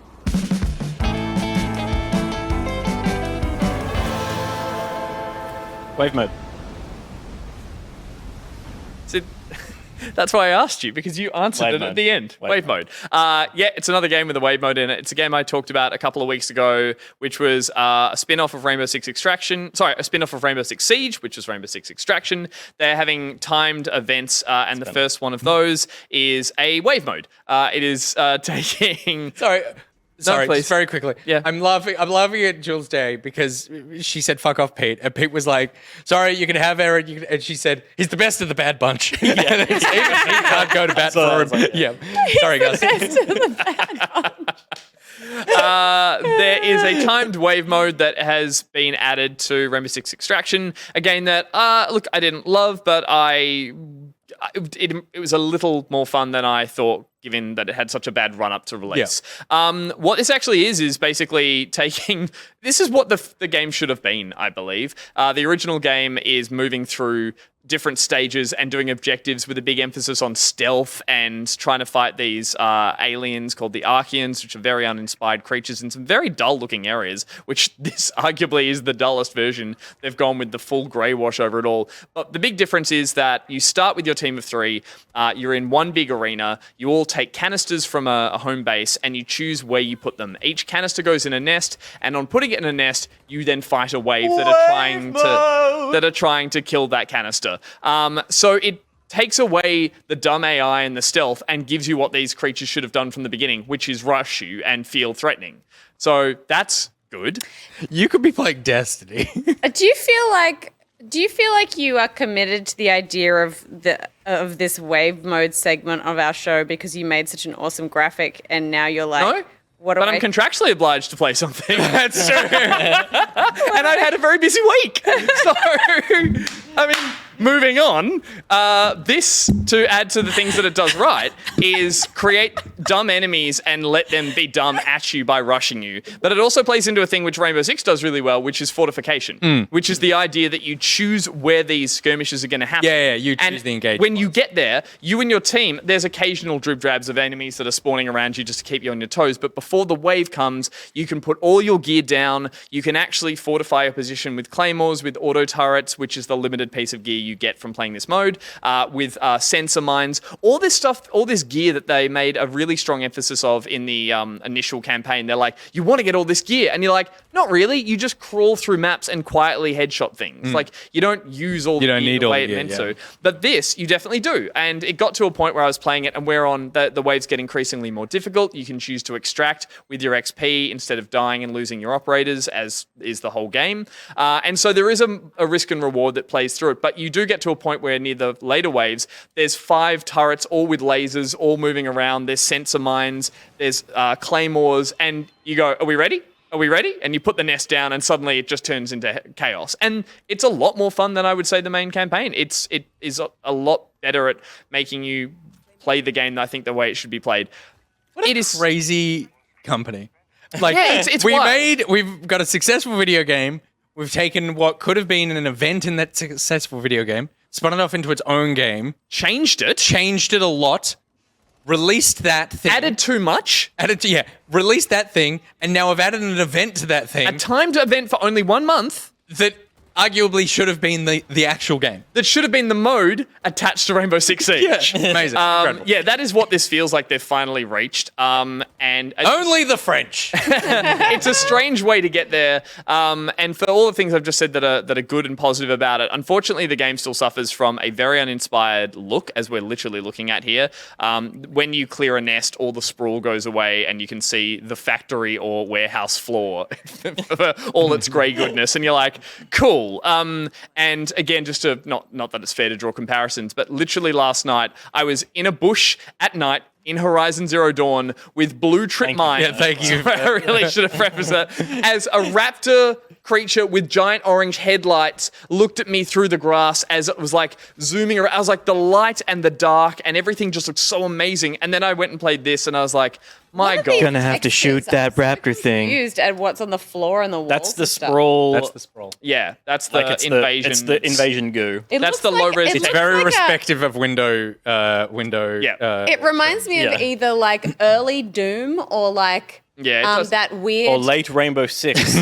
Do you They've done remember- nothing to help the Do you remember aesthetic. that like screensaver that was like you were walking pipes? through a maze and it would turn upside down? and stuff? absolutely. Yeah. It looks like Oh, that. there's nothing about this aesthetically that does it for me. In fact, it gets to a point later on where there are more icons around because those yellow things are the nests. This is actually one interesting thing. The nests themselves that instigate the waves have modifiers on them that are indicated by an icon. Some nests will spawn invisible enemies. Some nests will spawn enemies that poison you. So you can choose tactfully with your teammates which ones you want to do. And that said, it adds 6 more yellow icons to your screen. The other day, someone I was playing with used hologram versions of themselves that didn't go away after they deployed them. So there were 9 holograms of them that you can see from anywhere in the map Like using their your outline? their outline, Yeah. each with a distance indicator on top of them. Was that a bug? Were they No, supposed to that's default? just because there's that much of that. You're seeing your enemies, your friendly friendlies gear on the ground. And then, of course, there's that weird radial thing in the middle that you're seeing that's telling you where aliens are coming from.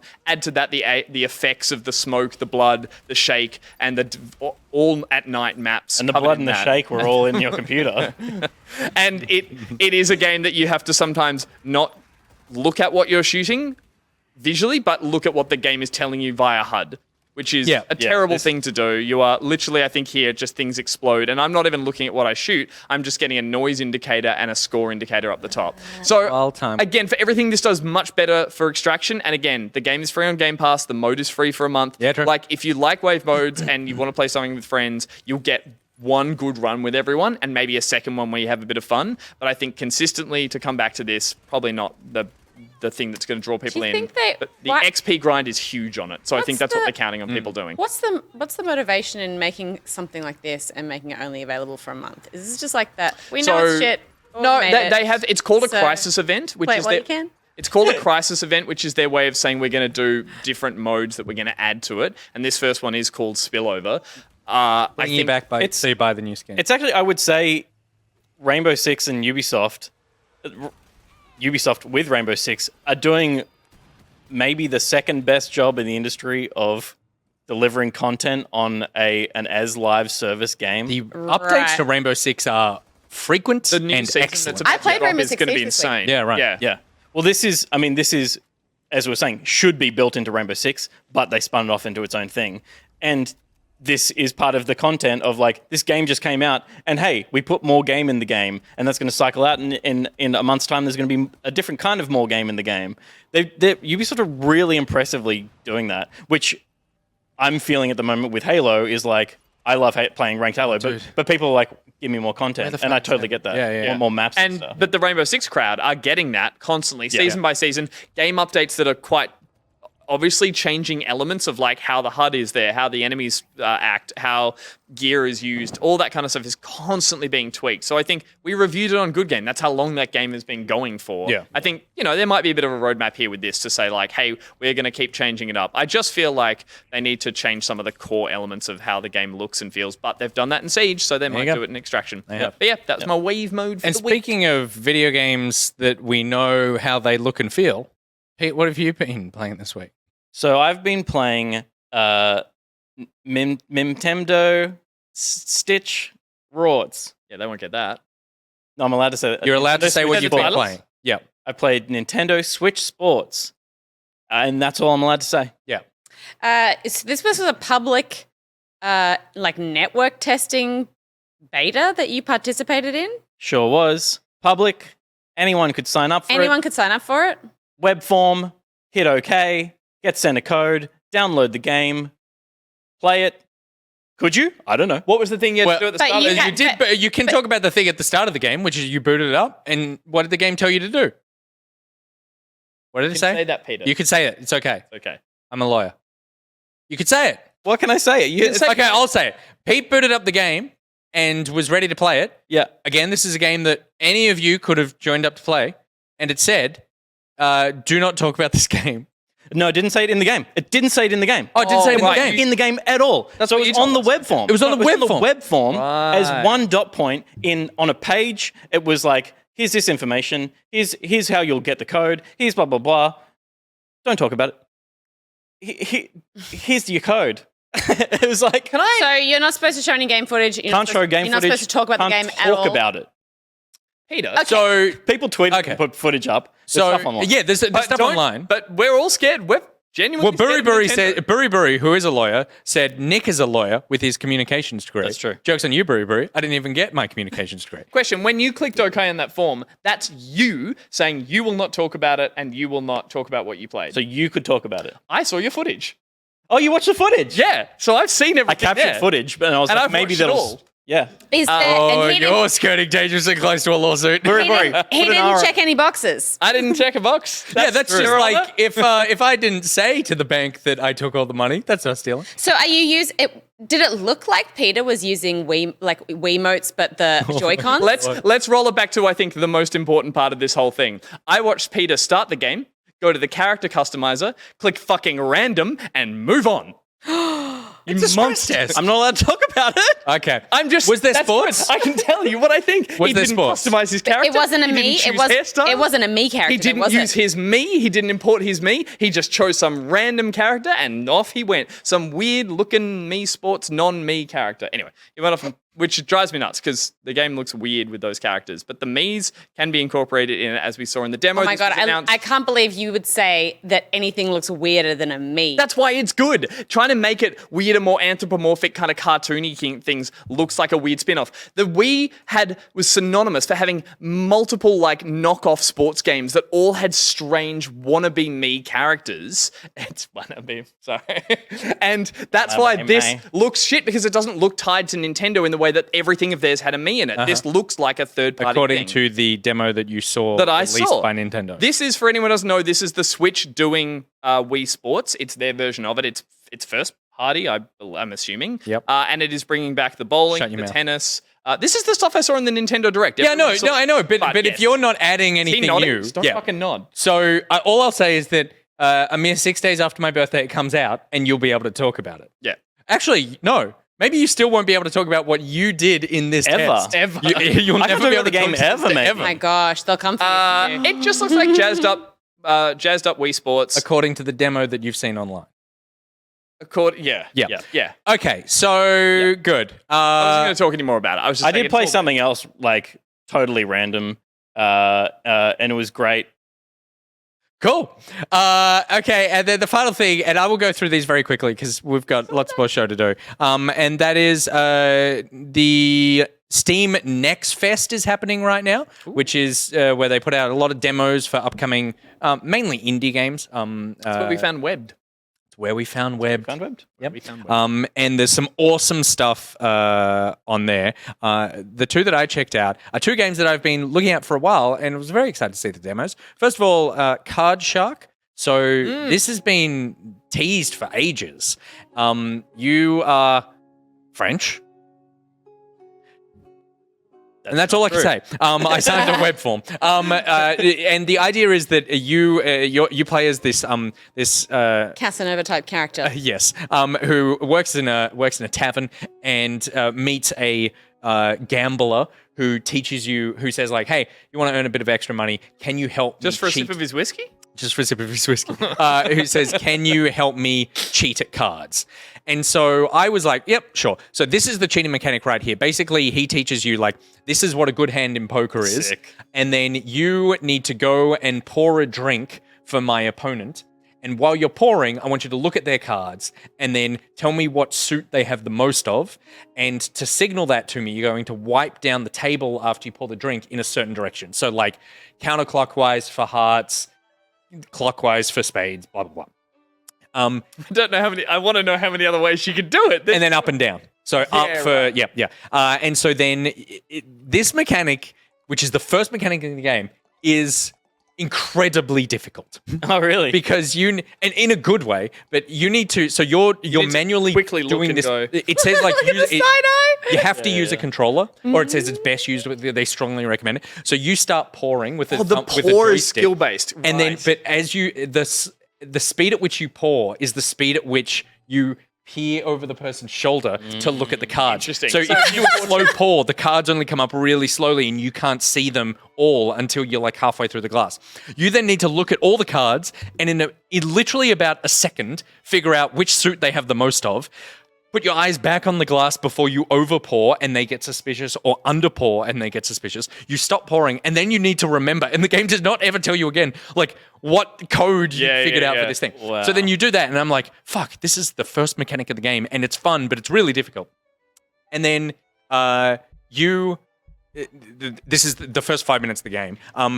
This guy then figures out that you're cheating, and shoots the boss. Yes. And so you flee with the card shark, and then the game opens up, and what it is traveling across Paris my to God. different locations and learning 28, I believe, different ways to cheat at cards. And it's like doing the, 3-card Monty. Yeah. You figure out, and all of it is different mechanics of using like thumbstick, buttons, QuickTime events, blah, blah, blah. And it tells you this is how you cheat. And so you're putting all these things together in different locations to go and cheat at cards. At one point you meet, I met Voltaire and had a conversation with him, and he and his friend were so impressed at how well I was cheating at cards that they were willing to just like throw money at me. It's so much fun. The art style is amazing. The only gripe I have with it is that, like Horizon Forbidden West, it is in love with its art style to the point that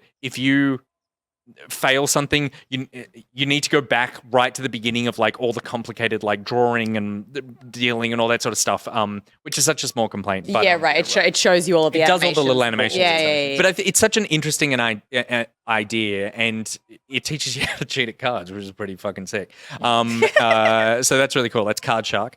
And then the other one I played is Neon White. So this was announced at the Switch indie. Yeah, it was Switch, something, wasn't it? Yeah. And it has a heavy Paradise Killer vibe. Oh dear. Yeah. It's a card. You were into You liked this. Was that? I mean, if you got off your phone for 5 minutes, maybe. Trying to find the developer of Card fine. Shark. Why? I had in my head that there's something tied to Australia, but I think I'm wrong on that one. But I was trying to subtly do that until suddenly I poured my drink and. Nereal is yeah. the developer. And This is yeah. I don't know. Oh, they're in London. They're English. Okay, right there. You go. This is not a ship platformer. Platformer. So yes, this is a platformer, run-based platformer That's where right. you use cards as mechanics. So basically, you run through this level, and as you run, you pick up cards. Those cards have different powers, and then you can. If you skip through this to like 5 minutes in. Yeah, cool. So here we've got a Purify card, which is a machine gun. So you can shoot using this card. And then, but then later on, if you're running, you can discard that card and it will turn into a, Person you dodge. no, when you discard it, it turns into a jump, I think. So you can double jump so you jump and then you discard the card mid-jump and it gives you a second boost to your jump. Just the once, and then you lose that. Yeah, and then you lose that card. Right. So there's all these. So basically, there's a set level. You run through the level, picking up cards as you go, and figuring out the best combination of how to use these cards to make your way through this platforming level, which is a really. There are other ways to jump. It looks like that there was using those black things. Is that right? Or So those balloons, if you pop them, Yeah. they give you another jump as well. Yeah, So right, there's, okay. Yeah. So there's. because it's got fluidity to it, so you're obviously not sort of stopping and being like, all right, which card do I get rid of so that I can jump up to the next thing? Totally, yeah, Yeah, okay. Totally. It's really cool. It's a really cool idea. The movement is what's the word I could? The rawest video game movement. Like quaking kind of thing. Yeah, like it is like you know how when you drive a car that has power steering, you can do that and your car doesn't actually move. Yeah. This is like. And games have that on your thumbstick where it's like, we know where you're Center heading. dead zone, yeah. This is like, Yeah. twitch your thumb and your character just goes boom, off in the other. So it is so sensitive. Yeah, right. Yeah, right. It kind of needs to be, but I think for me, I think you get used to it, but it's a little too sensitive. Can- But you can Do you know adjust if you that, can right? tweak the dead zones? I'm sure you probably could, yeah. The Maybe other 20, thing that it has is this whole meta layer. You died. In order to get to heaven, you need to kill these demons in this sort of game show environment, and you'll get promoted to heaven. Oh my God. There's these other people there. The voice acting, it seems to be 2 voice actors do all the voices. So the first 5 characters you meet are all men, and it's very clearly the same guy doing voices, and it's strong audiobook vibes. Oh, okay. Like you're kind of going like, you're a person doing voices right now.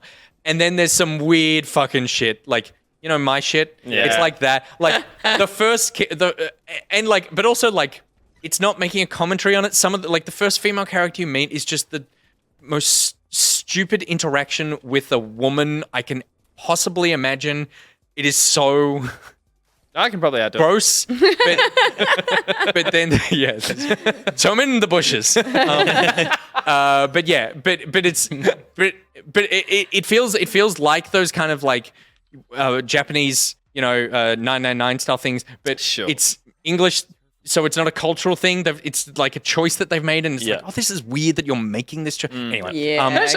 One thing I want to ask is obviously, I'm sure the mechanics develop as you go through later stages. But from what we saw at the start, calling them cards, it's like predominantly they're they guns. could be floating icons. Sure, like, but it's Yeah, it looked right. like it's a shooter. It's just the cards are very hot right now. cards are hot. That's kind of what it was. It was almost like they'd swapped out because you would dispose. It could be a shooter where you have guns and you At the drop moment, guns it's to not double like I have a deck or something that I can Yeah. build to take it to a level. Yeah, It just looks like they've swapped out guns for cards, but I'm sure there'll be ones later on that the do. one mechanic is the idea of like discarding cards gives you a secondary ability, and so therefore you lose. So I think it doesn't make more sense, but it would be like running away if you're holding a gun and then threw the gun away, and for some reason that made you jump That higher. is just as nonsensical as disposing the card to do it. Totally, You were shooting but- with the card in the Yeah. first place. But I Yes. have faith in it that I'm sure there are cards later on that are. But it's totally worth checking out. If any of this is interesting to you, there's a free demo on Steam, and it's worth checking out. I'm excited to play the whole thing because it's definitely got a thing going on, even though a lot of it is very janky. I think the core idea is really cool. So Yeah, cool. That is That's Neon in White. full release now. That wasn't.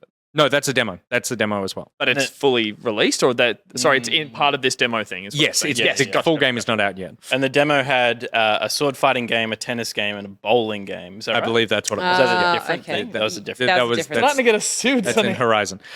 So the games spoken about today: Destiny 2, The Witch Queen, Penguin Heist, Horizon Forbidden West, Rainbow Six Extraction Crisis Event Spillover. Sorry, Tom Clancy's Rainbow Six Extraction Crisis Event Spillover. We didn't talk about Nintendo Switch Sports, Card Shark. We did talk about, and Neon White. All right, there's a lot of video games. We got more video games coming at you after this short break.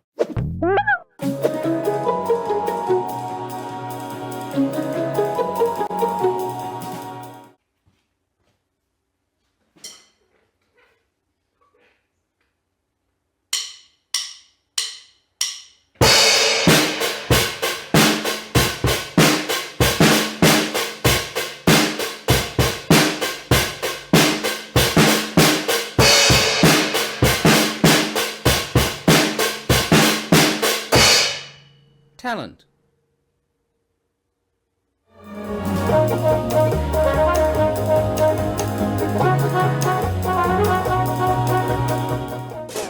Sick of being seen? Camo. Want to hide in plain sight? Camo. Want to spy on deer? Camo. Want to shoot those deer?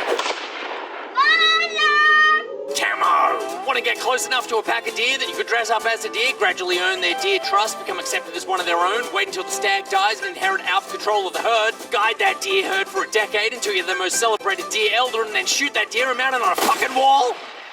Camo. Camo camping equipment.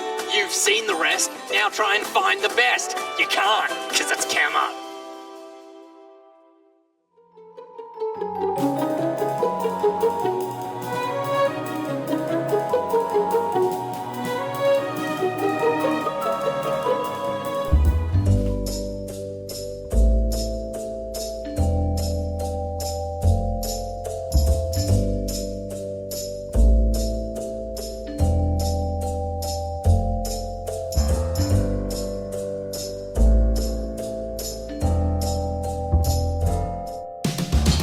Next time you want a mint, reach for a deaf mint.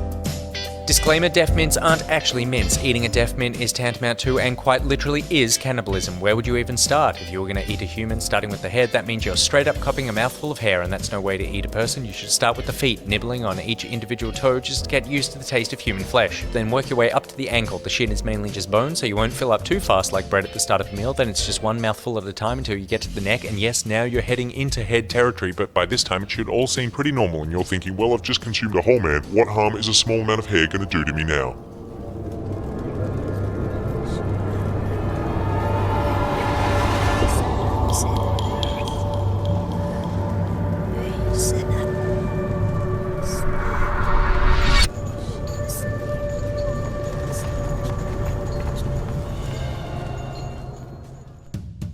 Deaf mints, available at the candy aisle in all participating supermarkets.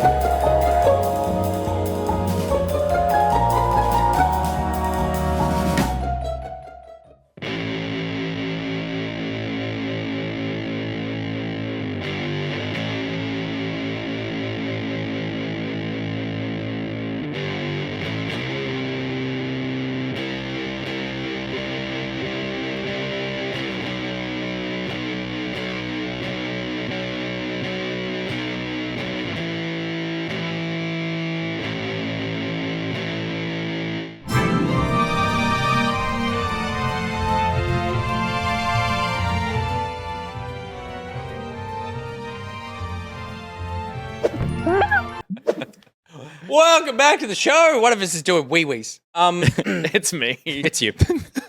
Here we go again. Give him a rag back. Oh, and like that, it takes her just to leave the shot, and the whole thing just.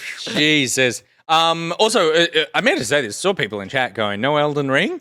Yeah, no Elden Ring. No time. They were. Is he playing Rainbow Six? They were protective of those codes. They really were. So we'll be talking about that next week. We cannot wait. Oh my god. Oh my god! So that'll be next. Score. And I'll finish it by next week. Yeah, you'll smash through it. You probably will actually. I think it's like people played 90 hours and not even close. Yeah, It's true. Yeah. But I'll tell you what we are close to. Getting new PCs. Because I would like to excitedly announce our first business pocket partner, and that is Dream PC. Yay! Thank you very much, Dream PC, for joining up to the business pocket tier of our Patreon. That, of course, means I am maybe not legally. I don't know if we signed a legal contract with Patreon. This whole show is tied up in legalese. That's true. Now. Yeah. Jesus. Pretty sure I ticked a form that said I can't talk about you. But we're First time I won the sword fighting game was amazing. The Dream PC is a viewer in chat right now, I believe. But if you are looking for a new PC for a game like Elden Ring, If you are dreaming. if you're dreaming of a new PC, to dream. if you're having nightmares about your old PC, then dream of a new one with Dream PC and make your online opponents have nightmares. Because at Dream PC, they build it because you dreamt it. You had one job. Well, here's what it was. I had Gus in my head going, I know. build a PC of your dreams. I look at that and I was like, what, Dream PC? And then I immediately was like, but you know what? You know what, Dream PC? And on brand for the fact that that we're doing this podcast, I reckon you could switch those around. I'm going to change that on the card for next time, I think. They built it because that's almost fucking, what is it? Field of Dreams. Yeah, if you build it, they will come. There you go. If And I'll dream tell it, you what, people Dream build it. PC will build your PC so good you will come. And that is because they are easy to configure your PC via a website. They build bespoke systems built to order. They are authorized Australian market part reseller, and they have live updates via their build tracker, which is their number one awesome thing, that you can see how your PC is progressing in terms of the build. Where is that graphics card? It still hasn't even been made yet. But so you can get up-to-date information straight away about where your PC is, and then they have an amazing warranty service. Also, Rick, who is head honcho, lovely human being who watches our streams, and I have had many interactions with over the last couple of weeks. So we couldn't be more excited to have Dream PC on as a business pocket partner. And Relevant too. what? How relevant that the first business pocket partner isn't like, I make candles or something. That's great, but at least we can kind of tie it back to what we do like at the most here, which is Why talk do you about hate video games. scents? I like candles, but if they were making like video game themed candles, then it'd be like, hey, that's really easy. This is the easiest one we've had yet. So we've set the bar high of how easy it is to talk about what you do as a business partner. Z-Screen said, oh, yes, actually need a new PC, so cannot recommend Dream PC enough. And also, I have information that we haven't finally locked this off yet, but they're running a cool thing where maybe you could get that PC that you're looking for You're dreaming about. for freezies. Ooh, Dream PC's giving everyone watching a free PC. You get a PC and you get a PC. It's all one of- you need to do is go to dreampc.com.au and sign up and pay cash for it. But there will be one person who doesn't need to do that, and we'll talk about that one of those in a future week. dreams. Okay, good. That's all the Dream PC talk. Should we move on? We should move on. Let's move on to our next segment, and that is... Hi! Boldly charging in as Pete reaches for the button. I almost got it as well. Seamless. Oh my god! She's not slowing down. That was the most laissez-faire entrance. All of us panicked. It's like, We didn't discuss it. We didn't discuss it. we didn't discuss it. We didn't discuss when I would come back from the bathroom that I was going to do it under a carefully crafted graphic. To be fair, I do discuss with everyone when they go to the bathroom. Like, even at home, I'm like, Beck's like, I'm going to the bathroom. I'm like, here are the rules of when you come back. This is how you need to enter the room. This is live streaming. I come and go to the bathroom 1,000 times during my 17-hour streams. That's so And we talked about the People games are we've been used to it. playing for about 15 hours. So, you've done very well. Speaking of doing very well. Oh, yeah. Oh, Gus. Oh, boy. How the less mighty have now risen. Yeah. Hey, Dream PC. You build it. We dream about it.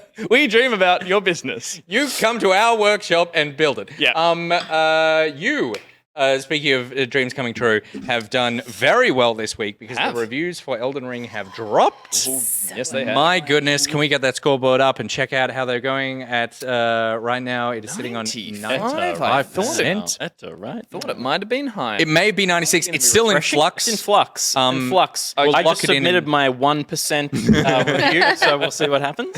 No, I was reading that I saw a headline being shared around Elden Ring is currently one of the best reviewed games in modern history. Wow. So there you go. That's a IGN headline and then being echoed by a lot of other outlets. They just mean that their review of Elden Ring was really good. That's that. Yeah. So here, the thing is, dude, in a world like this where Steph. three of us have great drafts, Hey, Martha is dead. you just wait. You just wait until tomorrow.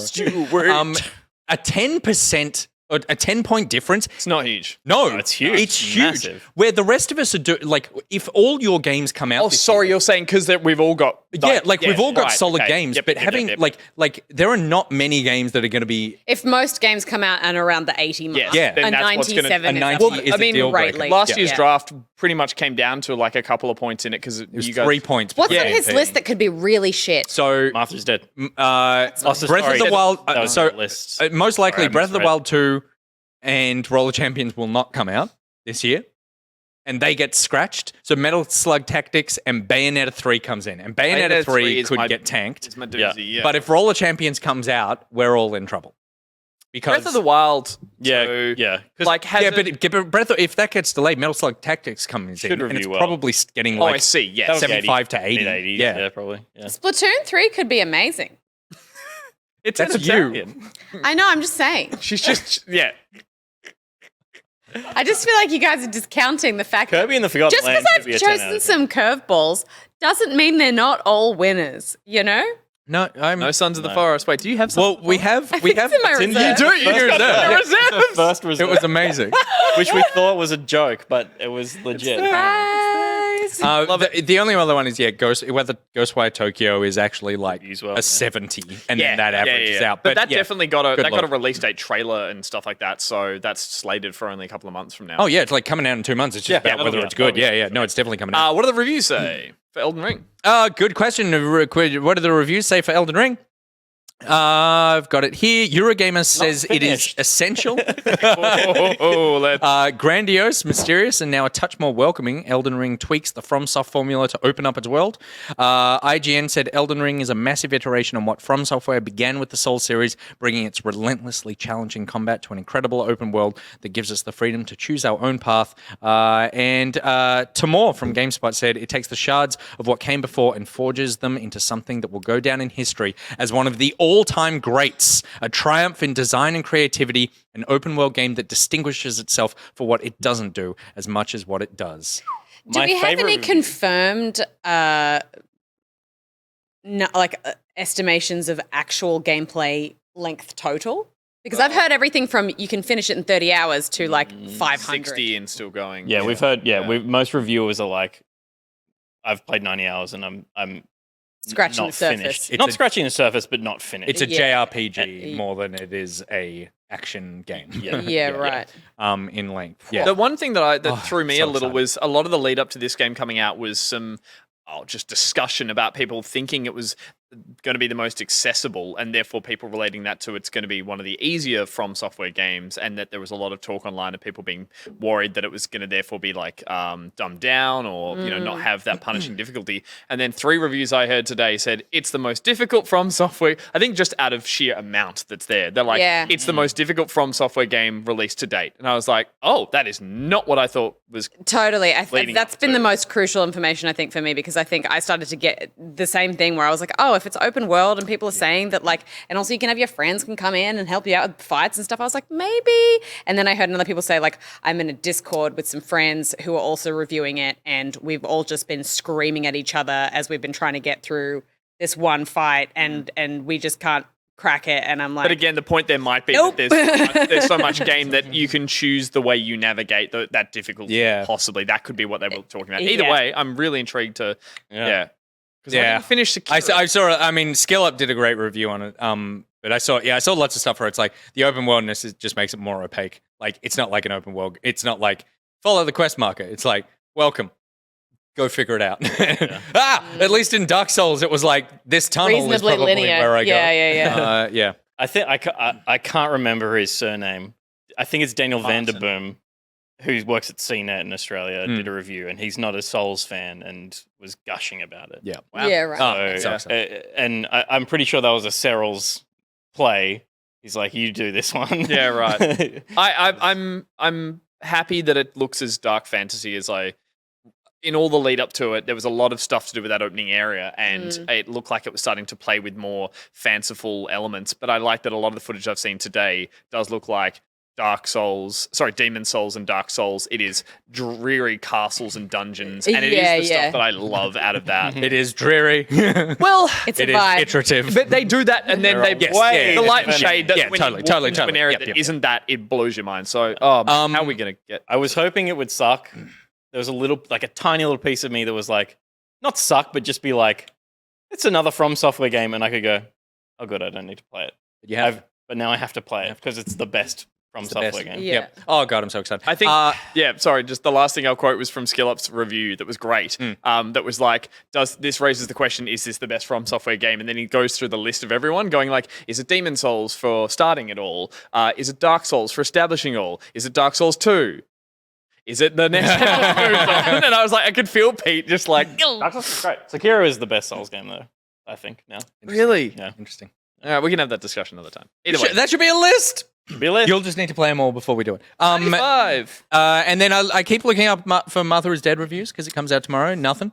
Is that good because they're just going to drop and they're like, we know it's so good? Or is it like, we can't let anyone review this because no one will buy it? Who knows? We'll find out tomorrow. I think that everyone is just like, we need to wait for the all of the noise around Elden Ring to just die down so that we can unleash the absolute, the utter face jaw So we're going to dropping release it on the same Yeah. day. so that people can prepare themselves to be blown away by Apparently it's out the on glory console that now. that is Mother is Dead. Ooh. Said Dolphin Pants? I don't. Dolphin Pants. Which game are you talking about? I'm going to stream it tomorrow. Well, Yeah, I'm gonna- good. at least a bit of it tomorrow Good. because That's maybe, tomorrow morning I'm going to sleep. Good. It's about time. Okay, moving on to the next segment. That is the game of life.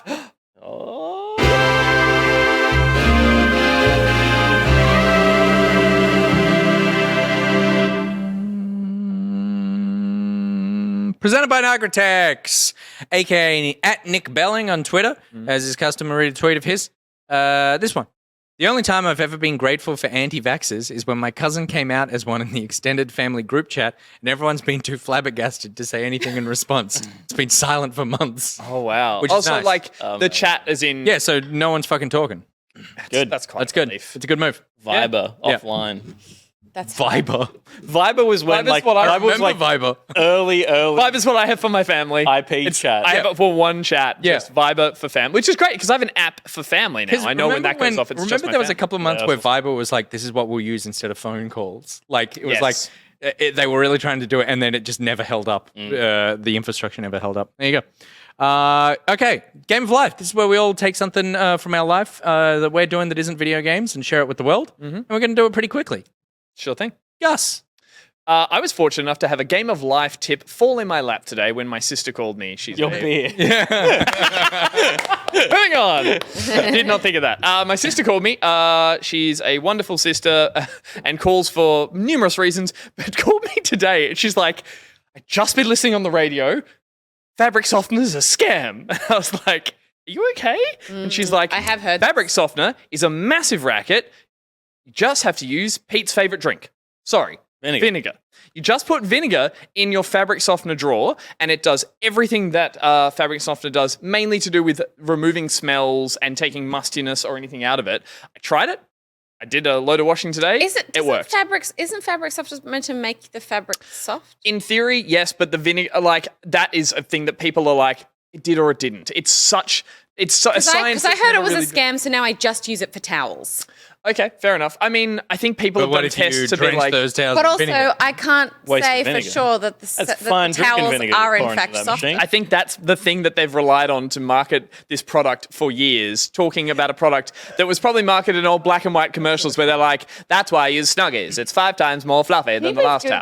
Google, does fabric softener actually work? Hang on, we're not here to question the facts of life, the game of life What about facts. the ad where the kid goes, "Thanks for having a cuddly robe for me"? Don't give, So two things. Fucking adorable. One- I'll buy fabric softener for life for that kid. that kid That's works true. for Big Vinegar. One, why are we taking the side of fabric softener? Why aren't we saying that vinegar's a scam?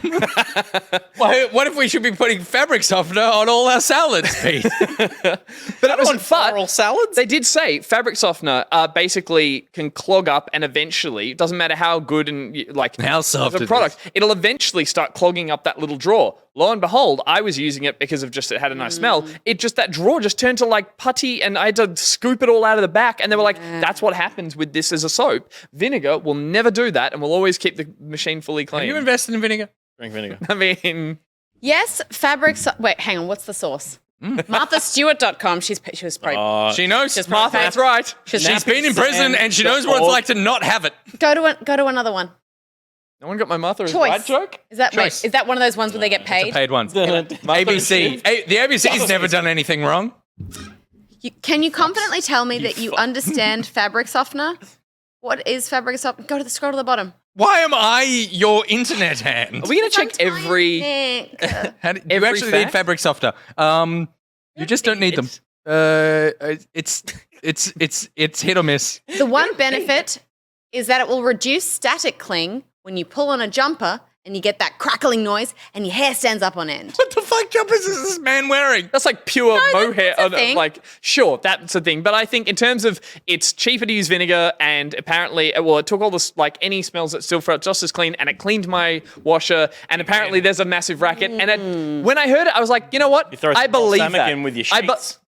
I believe that Maybe there you got a is... stew going. It's true though. It's. I mean, there's It's such a there's so redundant many product things that like probably that. does It's nothing. It's like you know how I don't know if you've seen online. There's a few prominent streamers who've tried to release makeup that protects your Oh, skin yeah, from yeah, blue yeah, light. yeah. And everyone's just like, "Boo, that's bullshit. Yeah, Like, just spray some yeah. fucking vinegar on your blue light damage, yourself. which is obviously like so fucking ridiculous. At the same time, all skincare is ridiculous. That's Yeah. true. Do you know what I mean? Like every Oh, skin. not moisturizer. Well, then, okay. But also, you don't actually need it unless your skin is very dry. Like the skincare, there's only skincare that you actually need to do is sunscreen. Like I put moisturizer on my face every now and again because I like the way it feels. And I like the smell like to of be it. slippery. And I like the ritual before bedtime. Yep. And sometimes in winter, my skin does get a bit drier. But like the cleansing, toning, like all that kind of stuff, like even for acne, it's almost like mostly hormonal. Yeah. And like Well, all that's those, anyway. the money that you spend on all that stuff is just like, you could get just, if you're really struggling, like get some Cetaphil or whatever. Like the money that you spend on skin, as a woman, I know. That you spend on all I that have a stuff lot is of- I- crazy. I have so like, moisturizers. yes, I I have a agree. The retainer blue bottle. light stuff is ridiculous, but is it any more ridiculous than like The fabric softener. any other skincare product that Are you claims to saying do we should X, be Y, writing Z fabric because of softener on the our whatever? faces? I think that's what she's saying you should be doing. Well, the follow-up was that they were like, oh, and here's a method to use instead of your laundry powder that uses 1/8 of a cup of what you use and a bit of bicarb and something else, and it, like that will work. And I was also like, you know what? I totally believe that whole scoop measurement is purely there to go through it. Like it's there to be that big, so you go, I'll use this whole scoop every time. What I love is not. I'm is blowing this thing wide open, baby. Your tip is not. You know that vinegar is just as good as fabric softener. It's a racket. That scoop is oversized. It's a just scam. to get you through it. I'm sure you need to use nowhere near as much as they use the recommended serving sizes. And so, yeah, stick with vinegar, bit of bicarb, fixes everything in your kitchen, but start with a wash in the kitchen and you'll be saving a pretty penny and sending a message to Big Fabric Softener. Yeah. The wash in the What's kitchen. the kitchen got to do with No, like vinegar and bicarb fixes everything. It's like No, you it's have, true. it's like There's all any these different stain. kinds of things, It's yeah. basically use vinegar and bicarb to a certain mixture. Have some. oh, you better believe I'm it. gonna big vig this thing. Big Vig. That's my Not even tip. how you spell vinegar, but yeah. Sticking with it. Okay, good. I like it. Steph, what's your scam? It's not a scam. It's just That's what it says on the box of the fabric softener. it just protects your skin from the harmful effects of blue light.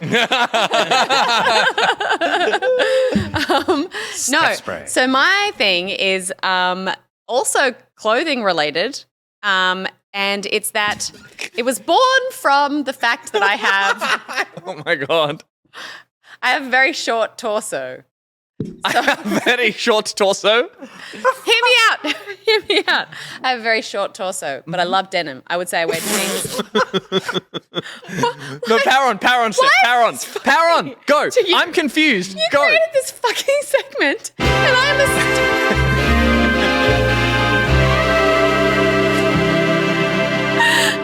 Has this ever happened to you? Short torso? Love denim?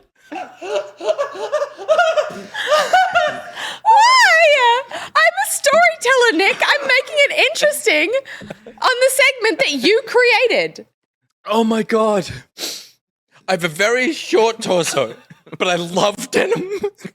And the fucking best. And the problem with that is, right now, the fashion is very geared towards high-waisted jeans. Right. Which on a short torsoed person means the jeans come up to here, just under my boobs. And it's not really what I want. So I've looked everywhere for like the Y2K, like super low hipster jeans, because on me, they come up to my belly button. Oh, right. That's a mid-rise. Yeah. Okay? But you can't find them because they're not considered stylish at the moment. Very frustrating. Looked everywhere. Have been like going to all these different stores. Found one site in the States. Coastal. You need a mid-rise, Steph. Mid-rise is what is That's a high rise for her. high rise on She me. needs a low rise. I need a low rise, but low rise you can't find it There's anywhere. no rise for a low rise. Up shopping, says Middo Fanfare. Haha. So there is a app called Depop that I have just found, and it is literally just like an op shop site that you can sign up for and sell clothes on it. And so I have found specific styles of jeans from brands that I like, and I like type it into the thing and I have it saved and it like pings me whenever somebody is selling Okay, it. so cool. you can look for something that's not there, and it'll when someone posts it, they will send you a nice. notification. So good. That's an interesting. But it's way also to do it. just like I every need low-rise jeans It's for like- a shorty with a short waist who loves denim. Yeah, I feel like eBay when it first launched, you used to be able to buy clothes on there and stuff like that. But Yeah, now it's it's more all auction. just, Now eBay's Now- just it's a shop. Alibaba.com Yeah, totally. or whatever is Yeah. what eBay is. So this is specifically for like clothing. Depop. Depop, D-E-P-O-P.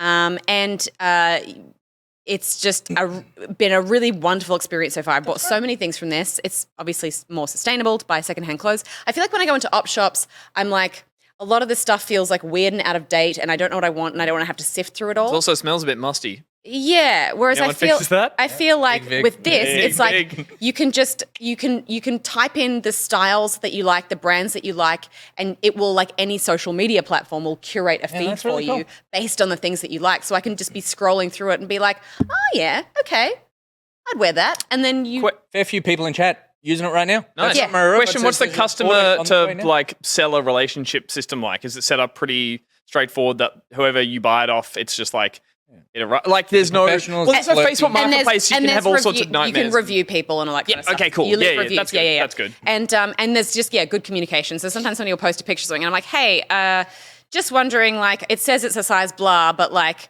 I find I'm often a size this and this. Would you find that it fits loose on a 8, or is it a bit tight? And they're like, hey, I'm actually a size 10 and they fit great on me. So I would say they a little bit, they have that conversation with people. The real question, can you sever that communication tie once you're done with the sale? Because that's my biggest issue is like with Gumtree and Facebook Marketplace, it's occasionally like getting the like follow-up kind of like, or have you sold it? I'm like, go away, I've sold it. And it's like they can keep contacting you. No, kind of thing. it's definitely not like that. People, it's just you're just trying to get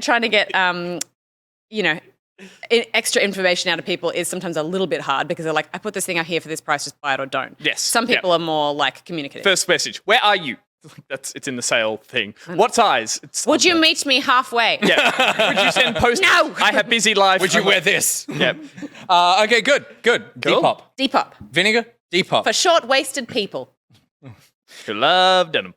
You've been killing me tonight. My Game of Life tip is a TV show that I had not heard of until a couple of weeks ago. The Righteous Gemstones. Anyone heard of this? Oh, Righteous shit. Gemstones. Oh, yes, I have it. Yes. So it's on Binge in Australia. It is the best way I could describe it is Succession, but about a southern Hillsong style mega church and the family that run it. Danny McBride. Danny McBride and John Goodman. John Goodman. Yes, I saw an interview with him and I saw a trailer for it, and I was like, "What the fuck is this show? It looks." He insane. is the patriarch of the family. Right. He's the head preacher. Yep. And then he's got 2 sons and a daughter. Danny McBride wrote and created the show, and he plays the eldest son. And then Edie Patterson plays Judy, and Adam Devine from Workaholics plays Kelvin. The show is just about this family. It is fantastic. Oh, and Walton Goggins. Thank you, Stipend. Walton Goggins is the real star. Oh yeah, Baby Billy. So it is. It's following this family. Where it's funnier than Succession is. Succession is like a funny drama. And Succession is about rich people kind of doing horrible things and getting away with it. Whereas and trying to screw each other over all the time. Righteous Gemstone starts off like that, and you think that's where it's headed, but actually becomes like a family comedy about these people who you actually grow to really, really like. It is, the first season is good, but a little uneven, and it takes a while to figure out what's going on. But it's still really good. The second season is great because it's really found the characters. It is so fucking funny, and it is so weird. And there is the entire season 2 plot line with Kelvin, the youngest son, is insane. And it is one of those things where it gets more and more crazy, and you're like, what am I watching? And yet at the same time, I completely buy that this is where this character has taken his life right now. It's so funny. And I showed you a clip today, Gus, of very out of context, very confusing. But I appreciated the surreal and sort of strange comedy in it. I find Danny McBride a bit hit and miss. I do like him, but I find some of his stuff hasn't gelled with me. Yeah. Like, is there a strong sort of like tone of his throughout in terms of the? Yeah. So the two things is, one, all the characters are really fantastic and unique. Judy, the daughter, is my favorite one. She's just so... She the one you sent me the clip of? Yep. She's so funny. And that actress, Edie, just nails it. She's phenomenal. But like Danny McBride's other work, I think this is one of his better things. He constantly is looking at like toxic men. That's his thing, is like all of his characters are like the worst kind of man. And how does that man interact with the world? And this whole show is a real look at like what masculinity is, and particularly under the idea of like the church and outside of that. And it's because he plays a despicable character in this again, but is very self-aware of what it is. Yeah. Anyway, it's so worth watching. No one talks about it, and it's one of the great shows on right now. The second season is airing right now, and the last episode airs next Monday, so you can catch up on everything. But it's great. It's on binge. I totally recommend it. Cool. I like anything that's really taking the piss out of those, like, isn't not Pentecostal, but those like the stage preacher kind of totally. like It's the scam church where it's like donate, just give us all your money, and they have lots of fun with that as well. Yeah, right. Yeah, nice. Bring us home. Before I bring us home, I just want to give a nice shout out to Mega69420. Thanks for joining us. First time shout out Mega69420. Thanks for joining. And it opens hard. Good opener. Strong. Start with that. Hey, yeah. Yeah. Anyone selling pants? Pity you had time to think of one? Yeah, I had time to think of one. All right. I'm the last of... I brought one up to Steph, and she was like, that's video games. And I was like, oh, yeah. Well, it's just so... I mean, I just feel like you're I'm not doing that one. You have Save that for the life of so games. many The game... great things that you could draw from in your life, but you think about it too analytically. Just choose something my life. whimsical. Well, it's not whimsical. Oh, okay. The whimsy is the table rises. Oh, you got to stand. I'm the last of us to get a standing desk. Oh, yeah. Right. Welcome. Right. It's awesome. The table rises. How magical. You press the button and it goes up. Why is whimsy equal German? Germans are very whimsical. They're rebranding. People. Isn't the joke that they have no word for fluffy. They have no word for whimsy. It's fluffy. They have no word In for Blackadder. fluffy. In I Blackadder. have no word I'm for sure Well, it's a they Blackadder. do. They do. It's vinegar. Sorry to any Germans watching. Mega You know 42069 just left. I can take a joke. No, they can't. That's the thing. That absolutely Got no word for jokes. There's no word for jokes. Okay, so the standing desk I thought I would be over it already. I made the jump because Steph got one and Steph was super committed to it for, like at the start, really committed to it, and now you use it occasionally, would you say, standing? It depends. It comes I'm not trying to shame, but I'm just saying like that there's obviously a honeymoon period with it. Oh, yeah. Still in the honeymoon. You don't even sit down. I feel like it depends. I go through phases with it because it depends how many, like, I don't play games standing up. I have never intended to. I'm not that virtuous. But it's calls and meetings for me. Start a day. It's always yeah, good. Yeah, start of the day, for sure. Yeah. And a quick shout out, a pawn called Bishop, who says, shout out to Germany. We're about to have a world war that won't be your fault. Hey, got it right the third time. But I think also the trick too is, and this is what I haven't been doing recently, is that you've got to put it into a standing position at the end of the day. Because in the next morning, well, you just don't think of it. You're just in a headset. That's a good move. In a mindset where you're like, that's the reverse park at a shopping centre. So when you get in later, you're like, I'm glad I put the effort in. So you drive out front first. I hadn't thought of that. Because it's literally just that you don't think about it. When you start your day, you just sit down automatically because your head is full of different things and you're just doing stuff. You know what they need? They need timed ones so your day finishes as well. So you're sitting and, shit, well, that's it. It just leaves. No, but that's a great idea. I wish there were profiles that were based on time of day that you could set it for. You could probably just air task it to someone come in and press that button. Yeah. You could buy it like $60. Yeah, totally. Press that button for you. I'm really enjoying it. Still in the honeymoon period. Yep. I've set kind of like a soft rule for myself that it's like after 1 o'clock, I'll lower it, but sometimes I won't bother. I always raise it up in the morning. Before I go into my room, turn the computer on, hit the button to go up, and go and make a coffee. So it's always up when I start the day. Your tower's ripped up when you go back in. Fuck. No one clip. It's you want always a up map? when I start the day. There it is. That one's for you. Germany. 420, 69, mega. But also see Mega. a doctor, because you said sometimes at 1 o'clock it goes down, but sometimes it doesn't. And that's not how that's supposed to work. Are you on a standing mat? You were talking about Yeah, that. I got a standing mat. Steph's one's better than my mat. I think I need a different mat. I prepared because I had your tip of getting a standing mat for your standing desk, and I got one off Amazon that was like same price as all the other ones, but Steph's one is like probably another like 20% thicker, and it makes a difference. It's a thick boy. Yeah. My legs feel heaps better. Yeah. I would never have considered doing it had we continued the same work life that we'd had in all of my life, my working life. Same. Going to work every day.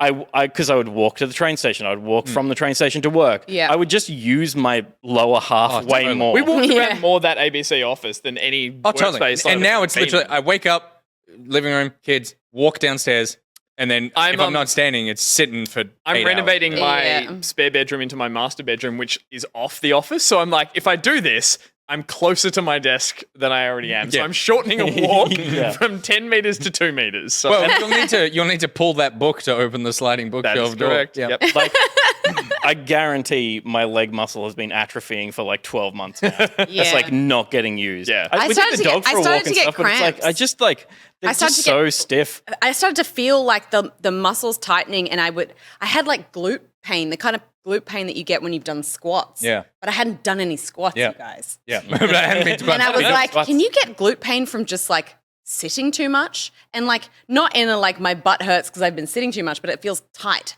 Everyone was like, that's can. bad. That's a nerve or something. Yeah. Yeah. I will say, like, talking about the honeymoon period of it as well, I do appreciate that there's moments I've had where I've sat down to make a call and I've been like, oh, my camera's a bit low.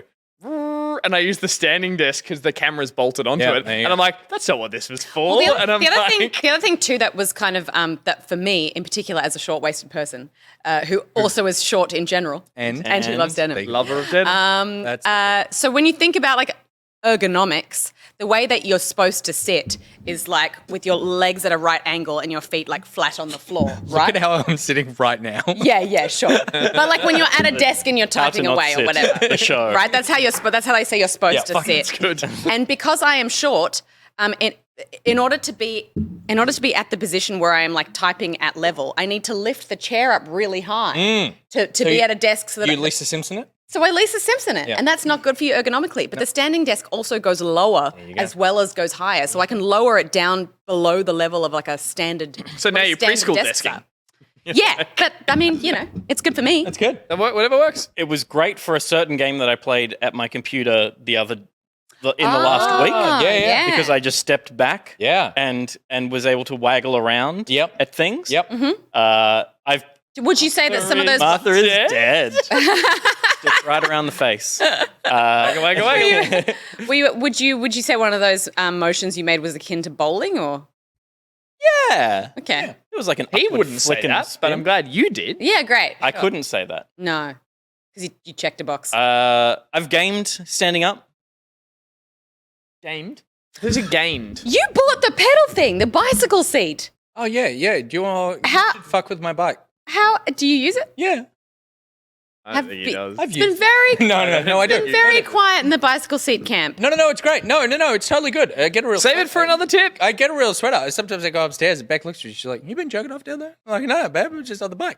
I'm going down to jerk off now." Continue.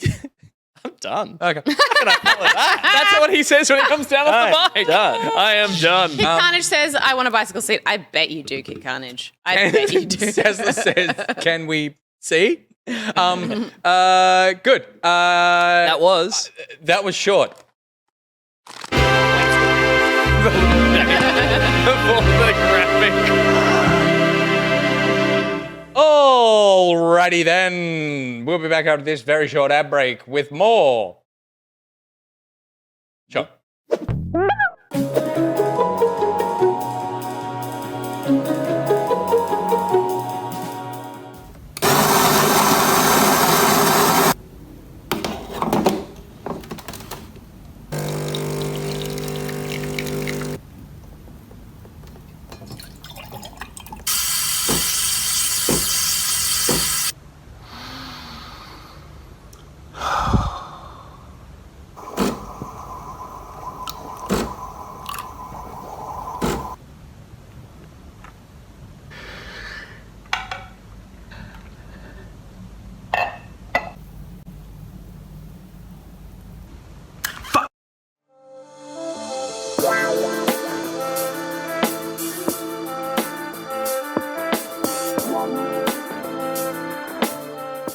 The following is a paid advertisement for the RhysWild music collection.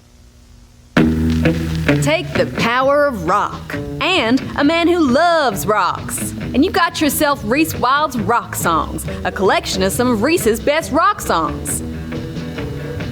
Oh, hi. I'm Stephanie from Steph and the Back Pockets. We've been rocking together since July 2020, but no one I know rocks harder than Rhys. And now, all of Rhys's best rock hits are together in one 82 CD collection, including such hits as Make Love Not Or, Lime After Lime, Chalk on the Wild Side, Wouldn't It Be Nice, Me and Dwayne Johnson, and 1, 2, 3 o'clock, 4 o'clock, Sandstone. Just 4 easy payments of $99.99, plus GST, plus taxes, plus customs, plus import fees, plus local taxes, and you'll have access to all of Rhys's back catalog, including his breakthrough single, My Love Is Like a Rock Slide. We even cover his later years, when he was just phoning him in.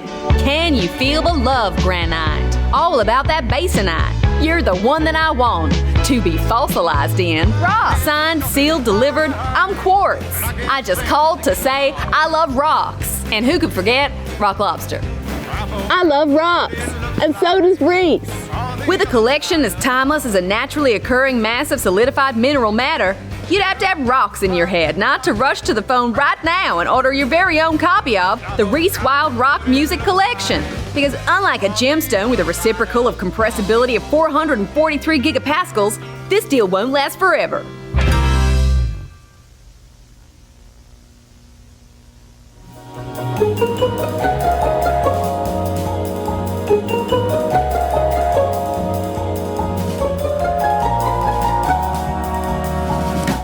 Skateboard. Oh, fuck. Oh, shit. Shit, I don't know how I'm gonna get home now.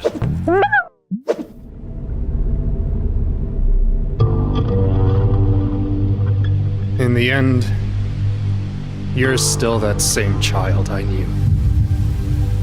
Helpless.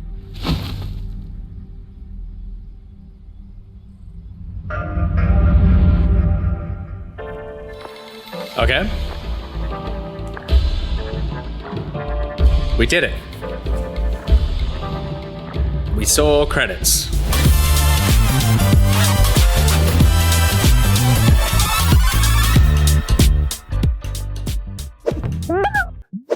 And that was the extent of the plot. I kept wanting to do this Slow clap. because it was bad. Slow clap. Good ref. There oh it my is. goodness. Angus. Been weeks sitting on that. So weeks. Last time we spoke about Sifu, I was hot on it. Pete was cold on it.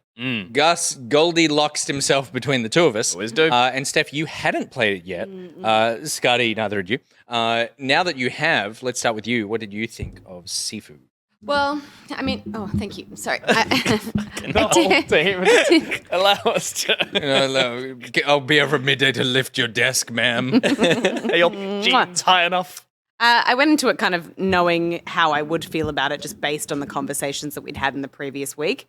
I think it's just not my kind of game where it doesn't have,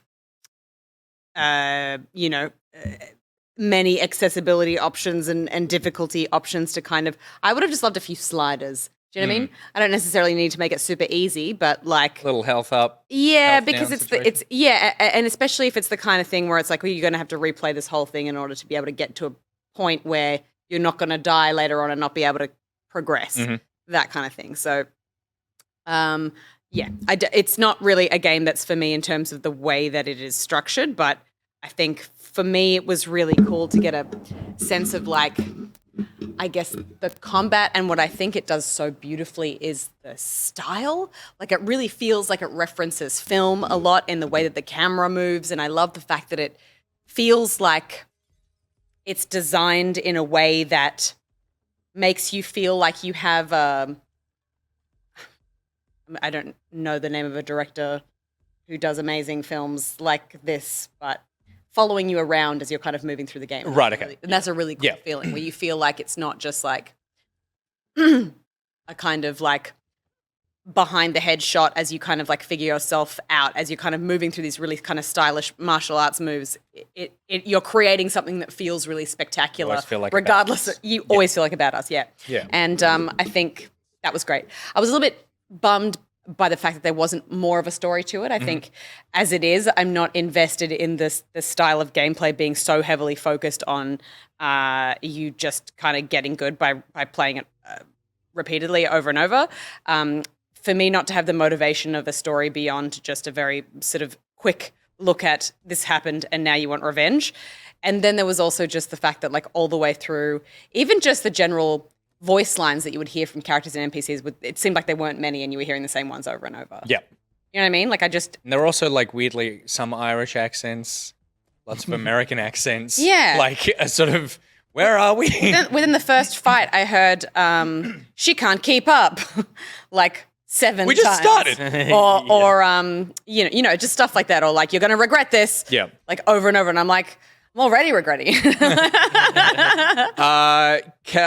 From our Discord, Calistri commented on the Games Club channel there saying, having a lot of fun in Sifu. I tend to enjoy roguelikes as a rule. Don't think I've seen a good beat 'em up in the genre, which is definitely a good point. Also, I like that you can dodge a weapon attack and it'll hit someone else nearby. Yeah. Gus, you do like beat 'em up brawler style games. And you like roguelikes. You had not finished the game last time. Have you finished it since then? No, I to continue your Goldilocks analogy, I kept going back to the too hot porridge, but I couldn't get through it. It was still too hot. I went back. I was warm on the game, and for everything that Steph said, I echo about the style. I feel a little ashamed because I felt like this was going to be my game this year. Yeah. Really It looks like it's the kind of game that you would really. And I love brawlers, but I think the thing I love about brawlers is the arcadeness of them and feelings, and like how easy they actually are, and how overpowered you are as you take on waves and waves of enemies. Yeah. And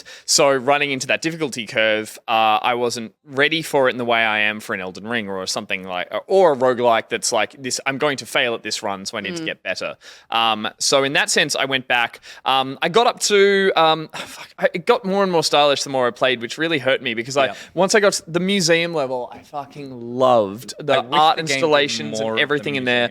I was so into that. I was going to say, because you got to where I got to. I kind of fell off at the I got to museum. her, Yeah. the boss at the end, yeah. and I couldn't beat her. Oh, okay, good. and- So you went through the whole like Yes. trippy. Yeah. Oh, and I was like, while I was doing that, even though I was struggling, I was like, I'm going to finish this. Yeah. And then I got to her as a boss, and I really hated that fight, and I wasn't good at it, and I couldn't get. Every time I kept getting near the end of this fight, I was so old, and I was just like, I'm not. I sucked at Sekiro, not to draw a tangent between, but a game that wants you to play differently and be smarter about your combat, where I get stubborn and I just want to fight them all. Yeah. I want to arcade. I want to Ninja Turtles in Time, just bash my way through it. I don't want to step back, read the fight. I want to. I suck at it. And so, like I said the first time, so getting to the end, near the end of this fight, I was really upset that I put it down and I couldn't continue on. I have since gone through and just like watched just a scrub through to see what is there beyond that.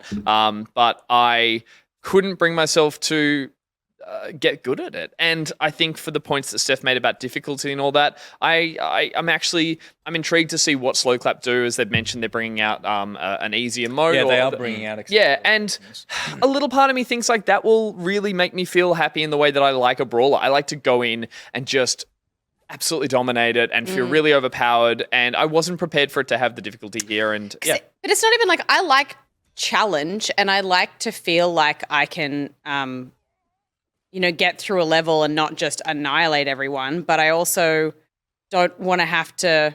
I think the be difference punished. would be resetting the room you're in and just and then checkpoint, to have to go finish the back game to that the way. start. Yeah, actually, sorry, I should mention that is what I really want this. I hope what they do with the difficulty is like, I know it's removing a very clever and interesting mechanic. Totally. If they take out the age mechanic, You can, just or make it. you can make it. You start as 20 at every level that you start as. I so was then you thinking have even the- simpler than that, and just be like, it's a game where when you fail a room, you restart that room, and you keep playing it until you beat everyone in that room, and you get to the next checkpoint. Make it strictly linear, and I think some people would really enjoy that experience. Keep the difficulty, maybe. Make it like you have to get really good at it, but when you fail, you can pick up from where you are. It's not that whole age reset system, which I think was really clever. But do you think without the age reset system, which is kind of what makes this game like quite unique and stuff, is it like What does it have? what does it have? I think you would get It's good stylish. at the fighting. It's stylish. You would get good at the fighting, but there wouldn't be the penalty that there is now of, okay, I'm halfway through a level. I think it and would need a fucked up better too many story. times. I think for sure. I actually really liked. I like the simplicity of it, and it was the repetition that was that's the problem. what I mean. If it took out the chance to go back and have to, But no, do stages better. but you still have to do it again. I don't want to do that. Like I will repeat something if there is a sense of progress outside of the room that I'm in. Whether I can take new things into the next fight. And yes, in this you can grind out leveling up new abilities. Yeah, by buying them permanently. By buying them permanently and then taking them on the next run. And that definitely helps. Like that definitely is a progression system that's built into the game because it is easier to take out some of the tougher guys with some of the abilities. I've watched people do speed runs of this whole game in like 27 minutes or something now. And it's like they've got the ability to throw people off balcony ledges. Yeah, right. So they just like kite in the rooms where there's heaps of people, kite them up to the room, throw, which is where you're kind of like you're beating the game as opposed to You've brute forced mastering it. the game. Yeah. For me, like the fall off, I don't think would be fixed by removing the age system or letting you replay. I just like. I don't think I want it's different. For me, I wanted different ways to approach combat where it all, even with like new melee abilities, it was just another melee ability in a and do the exact same thing again and try not to get hit as much. Yeah. I just don't think I would have tired it as much if I didn't have to. When I say the age mechanic, I mean the age mechanic of get to the end of that level with a decent age, which then if you don't, you go back and play that whole stage again. Yeah. That's the repetitiveness for me that I didn't like, but I think I could do a traditional repeating stage. Repeating a room or something. Room, get through. And it would go behind me, I would move on, and I would be like, regardless of I might have bashed my head against a wall or someone else's, it's like once I'm through it, I keep moving on and I might have gotten better at a certain move and I would have kept the momentum to get to the end. Yeah. I know that feels like a step backwards from what they were going for, but I think if that was there, I think I would have just had more traditional fun with it because it just didn't gel with me in terms of I couldn't get past that. And I feel like that's a big question, right? It's like, did they successfully make the game they set out to? And I think the answer is yes. It just doesn't it's total work. preference. I just don't think it works for most people. But for the people that does work for, it's exactly right. And is that where you feel like you are, Nick? I think we had this conversation a bit last time, but can you guys talk about how it is different from Dark Souls in that that is also a game where you lose progress and have to repeat? Dark Souls is an RPG. You can go and you have a different path you can take. Yeah, right. There's typically more than one direction you can be heading at any given time. So if you get stuck one way, go another way, you'll find another way. And you can level up. You can choose to, I don't have enough health, I don't have enough stamina. You can put some time into leveling that up. So it literally you were saying is with this, better. you're stuck with the build, aren't you? Yes. So if you bring up Acciton, number 3, their card actually answers this question. Who says, in Dark Souls, it doesn't matter if you bleed out 3 seconds after landing the killing blow. A win is a win. And in roguelikes, no matter what you're doing, if you win, you at least get progress forward to see more game. But here, if you kill a boss age 71, yes, you could go into the next level and explore somewhat, but it feels pointless. So the first thing you have to do after winning is go right back and fight them again and again to do better. And then goes on to say, this was my experience with every boss fight except for the first, particularly bad against the CEO, which is the 4th boss, who is such a glass cannon. It feels like you either steamroll her or get crushed under her heel, and it's such a tedious boss run, and forget it if you want all 3 shrines. So that's the big difference of you can scrape your way through a Dark Souls boss fight, but when you come out the other end, it's like, cool, I'm at the same power as I was when I went in there. Here it's like, you made it, and I mastered that, now I need, or like I got through that, now I need to master it. Which is such a shit feeling. I really got angry at myself. Like, why am I still doing this? Yeah. Oh, and it would be that thing of I'm making mistakes, so I'd get clumsy, the age would go up, I'd get clumsier, I would finish it, I'd be 74, and I'm like, it's like you did it, but it wasn't good enough. Yeah. It's like it's so for a lot of people in chat being like, I'm too much. wins. People in chat were like, I'm too much of a perfectionist to play this game. Yeah. So yes, the game's trying to make you be a perfectionist, but it's also demanding it. Yeah. So I think it's interesting because I still really love it. And despite all of its flaws, and I do think that, and I went through them before, but like the shrine system is cool in the upgrades, but terrible in the permanency of if you want to reset those shrines, you need to go run the game again. And if you are if you have done well in the game and like me, get into stage 3 at age 20, you cannot reset the shrines from stages 1 and 2 because it will not override them. It only overrides them when you get a younger age. So I was stuck with the build that I had. Luckily, it was a pretty good build, but it's still like, if you want to experiment, you can only experiment moving forward, and some of those things get locked out the older you get and that sort of thing. So that's frustrating and annoying. For me, I think something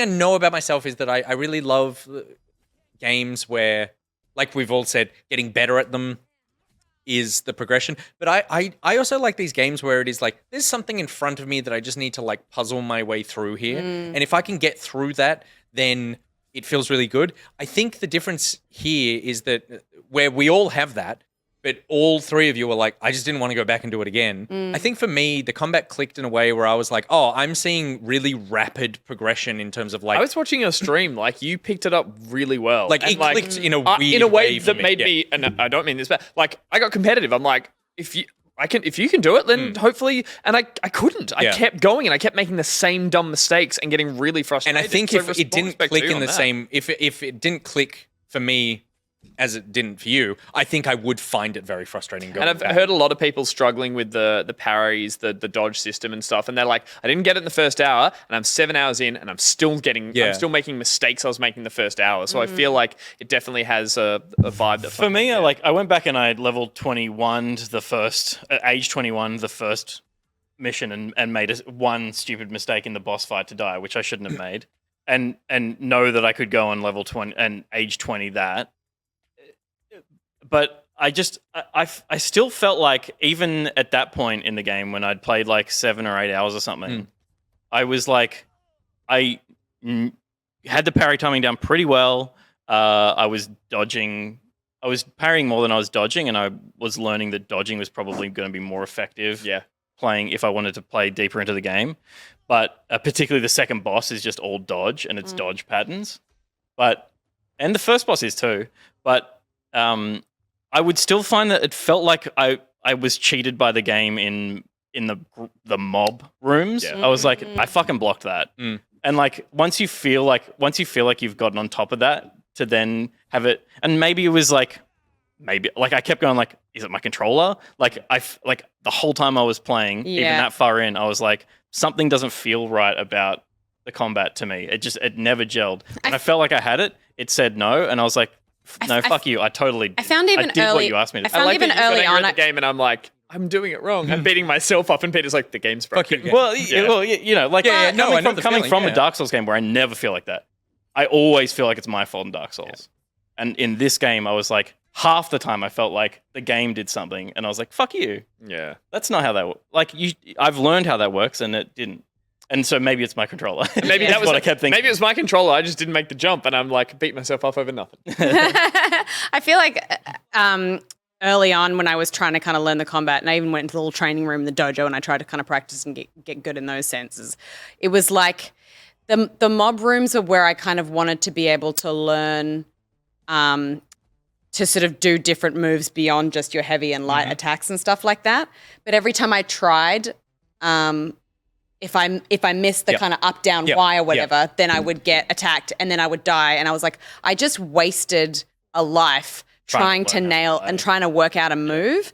And I was like, that's frustrating. Yeah, totally. And that should be, you should give me time to be able to get good at diversifying my combat, so I'm not just scared all the time and just sticking to the same two moves because I don't want to open myself up to attack. Which is where the and game that asks you pissed to- me off as well. It's where the game asks you to, all right, go and do a run where that's literally you're going to do that. Fail. And for me, that's not fun gameplay to go and grind. No. To go and grind like that. To go, okay, I got to go and learn how to play the game better. But by its how I rules, grind. not yeah. Yeah. Boo. It's interesting. It like I think you're right. It is totally one of those things of like if it clicks, then because I was just happy to go through those again because it felt like I was just perfecting the thing. It was like and then I'd screw up. I was like damn. It's like when I'm trying to get a good run in Spelunky or something, and you make a mistake, and you're like, damn it. Okay, just start that again. And it wasn't. It wasn't oppressive for me, but I mean, this is the nicest way. I wonder if having an audience there to be like, good work, try again, versus having no one around you when you play it solo and going, fuck you, game. Like, if that helps you get... Potentially, the feel flip side of that, though, was also, like, I was worried. I was like, oh, fuck, if I suck at this, then the this audience, is a people look at massive me like, pressure oh, to he's just dead like again. doing this in front of people. Yeah. But if we pivot, because I feel like ending on somewhat of a upbeat note, I loved the level design in a lot of these stages, and I do think, like, the museum is the standout because... And it gets more like this, that the further into the game you get, the more it has... The first part of the stage is the normal world, and then the second trippy. part is fucking weird. And this was the first one where it really... The other two were kind of like there, but this was the first one where it's like, particularly the striking, the like silhouette color stuff with heading into the boss, all those fights. I was like, I wish that there was a bit more of that, but I loved how unique each of those stages were. And particularly the fourth one, which... is the tower where the CEO is. You basically go in there, you fight through an office building, and it's all very office building, and then you unlock the shortcut, and you hop in an elevator, and that elevator starts plummeting to the ground, and then you end up in a cave system underneath the tower, and it's it's basically like a reverse version of the office building, but all made out of stone, and you're going down instead of up. And all the places where the rooms were are now like rock ledges and stuff, and it doesn't look like it. And it's like, fuck, this is cool. And you start going down into the earth and stuff. And I was just like, oh, I like that.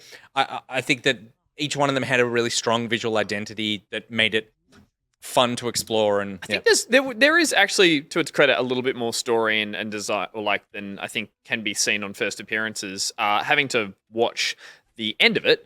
I actually played through as a female character, but so when I said I watched the ending where they mentioned the word brother, right. I was like, oh, I'm a bit confused because the gameplay I watched through was someone playing as a male. But I didn't realize that a big part of it is not a big part, but the choosing to spare or kill all the people you're going after. So I wanted to ask, like, were you vengefully murdering everyone as you went through? So I was doing the murder run of everyone, and then someone in chat was like, oh, did you know you can spare them? And I was like, I did not know that. So then I went through and did all the fights and spared everybody. And you basically like get up to the second time where you would do the like execute move, and instead of doing it, you just step back and wait. They get a third of their stamina bar back, and then you need to re-break it. And then there's an option to spare them. You spare each one of them in a cool little cutscene, and then at the end, you can spare the boss. It doesn't really change the ending of the game, it's still like I found my peace, but I found my peace through letting you know that I could have killed you and I didn't. And well, and again, this is Game Club, so we'll spoiler it up. And for everyone who didn't finish it, the idea being that the perfect run where you spare everyone is that you die at the end because you find your character carks it, like falls over and dies because you spared them, and then you find Because it's been 84 years. well, that's the thing. And what I got disappointed watching that last fight, How does it work? Does the crystal on your belt disappear or something? No, you from memory. I really should remember this. It was only a couple you of weeks ago. fell back through a portal or something. You fall over, but then the game ends and you're now the Sifu teaching people. there's a little post-credits thing, I think, where they show that. But the idea being is that you go and find like calm because you didn't kill them all, and your master is like, I'm proud of you, even though they killed me, kind of thing. The thing I wanted to raise is that I was a little disappointed when it got near the tail end of it, and the fantasy of the idea of the aging and the talismans and all this stuff. I had something in my head, and it didn't turn out to be this, which is I thought you should fight the main boss, and they should keep coming back older and older, and you should keep having to kill them until they're an old man. I was like, I thought that's what would happen. Well, I like Limbot in chat says, I killed 300 henchmen, but I spared the actual people responsible. Jeez, that's so true. With that last boss fight, that boss fight was a bit disappointing for me by the because looks of it was. You go in there and it strips you of all your focus moves. So all you can do is the combat. And the boss has basically the same combat abilities as you. Sure. And for me, it was frustrating. It was like, fine, I'll get through it. But again, to that point of like you're locked in your build, the whole game is telling you like focus moves, unlock cool abilities, get those. That's how you're going to beat these people. And so I heavily spec'd into things that regain focus on dodging, increase my focus bar, special focus moves, blah, blah, blah. And then you get to the last boss and they're like, nah, you don't get any of that. And it's like, oh, okay. So if I'd known that, I would run back through this game and respec in just, like, I could do a run of this game to respec in just, like, anything that increases my, not stamina, what's it called? Structure. Because that's what the boss is actually chipping down this one. But I couldn't. Because I can't change the first 2 fucking stages of my shrine build, so I'm locked into focus. It's a bit annoying. The final boss is like, oh, you're not the ultimate badass. It's actually, you've taken everything away, and now sure, I need to fight well, but you've changed the expectation of how I play this game. It's interesting. It's totally one of those games that I feel like came out, gripped a lot of people, and then you move away from and people are like thinking about it more and going, oh, I wonder if that was a good thing. For me, I'm definitely like, there are all these flaws to it, but I still loved my experience with the game, and I had a blast with it. So it might end up on my top 10 of the year. I don't know. But it definitely was like, fuck, I loved that experience and then putting it away. It's hard to look at it and have nothing but respect for like how challenging it is, how beautiful it is, how much passion and like, you know, technical skills went into making these combat systems. And then just to like pick it up and be like, oh, I feel like I love it in theory and I love looking at it, but in practice, it's not. I will say it's probably the best opening of a video game we'll get this year, where you're playing as the bad guy. You go and kill the Sifu of the child that you then become and play through the rest of the game as. Like, great opening cutscene, great tone, like the setup of the game, and that was such a stylish way to do a tutorial as well, wasn't it? To be like, here's the fantasy of killing them all, like, here's all the bosses, and here's their moves. This is what they're going to be doing. Sean has a stick. She has the whippy thing. You're going to be facing that shit later. Practice. Although, I do hope that like there's accessibility there for people who struggle with it. I also hope it's there for me so I can turn it on to absolute just like obliterate mode. I can come back from the pub on a Friday, sit down and fall asleep just going, fuck, and just like, just plow through it all and feel like Batman in Arkham. Just I'm so good at this. The other thing, and tap it up, the other thing they're adding along with the accessibility stuff is that the game's been successful enough that they can afford to get wave mode. The whole game is a wave mode. It's just a reverse wave. You're the wave. They're adding Chinese voiceover. All right. Which is like good because it is just so confusing. It feels very strange. It's a game. It's a Western-made game though. Yeah, the Western. It's a hodgepodge of Asian influences. But they are gonna. It is set in China. And so they're going to add a Chinese voice. Even this fight sets up like the beginning of like it's like the Kill Bill fight. Oh yeah, with the snow. Samurai, which is like, but it's drawing influence from just a big broad stroke of Asian sort of like culture and cinema. But, Yeah. But there you go. That's Sifu. She kicked my ass. The last one for Lucashoratio, who after a couple of days, holy shit, fuck me, can't believe I actually did it, and I popped that plat. I like that the pockety represents what they would have been in that one. So that's good. So to close out the seg, as always in the Game Club, we run a competition where we give away a Game Club notebook, a mug, and a copy of next month's Game Club game, and that means Horizon Zero Dawn. Forbidden West. If you already own Horizon Forbidden West, we'll just buy you a game of your choice. The competition entry was if games. I changed it live. Fuck. What was it? It was. What age would you want to be when you bought? If you could pick any age to. I changed it based on the answers. So I've got the answers. Hang on, saying correct. The thing is, at what age would you make the best fighter and why? That was the question. We got a lot of fantastic entries. We got 3 runners. Well, actually, we got 4 runners up and a winner. Pete, start us off with the runner up. Runner up number 1, Jules J, who says, "I hate errand." Jules J said, "I'd like to be 69. I'm a lover, not a fighter." Good answer. Good answer. Simple. Gus. Nice. Runner up number 2 was Riot, who said the age they'd like to be is 79. At this age, I expect my body parts have been replaced, i.e. metal hips, fake legs, just replaced a lot. Then will rise Robo-Granny, ignored by most people until I run them down in my mobility scooter and smack them with my walking cane. If caught, I then pretend to be lost and ask where the closest bingo hole is. Very well done, Riot. What a lovely detail. Where am I? Yeah. Steph, you've actually got 2 runners up because they're both of a theme. Oh, okay. The first runner-up here is from Nax Cole. And they have said they would be 5 years old. No one wants to hit a kid, but I was a fucking nightmare. Personal touch on that one. Yeah. And Fourth Reaper says that they would be age 4, but I have a knife. Pure chaos. Have a knife. So well done to all our runners up. But the winner of the competition, mug, notebook, video game, is Laughing Seal. Hey. Well done, Laughing Seal, who says, I would choose to return. Slow it down. Slow clap. Slow clap. No, but this way like a seal. Oh, good.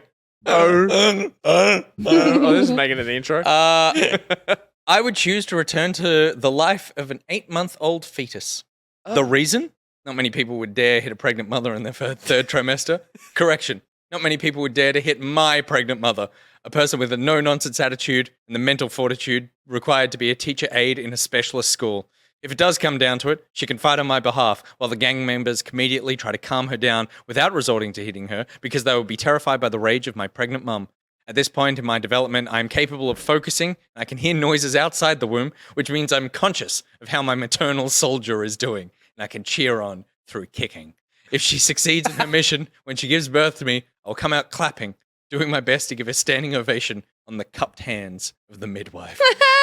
Bravo, mother. Bravo.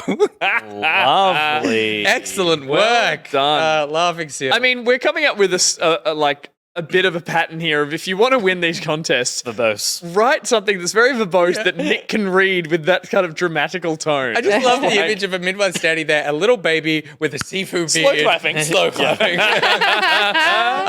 So that is it. So thank you very much, everyone, for entering. Of course, the next Game Club game is Horizon Zero Dawn, which we'll be talking about in a few weeks' time.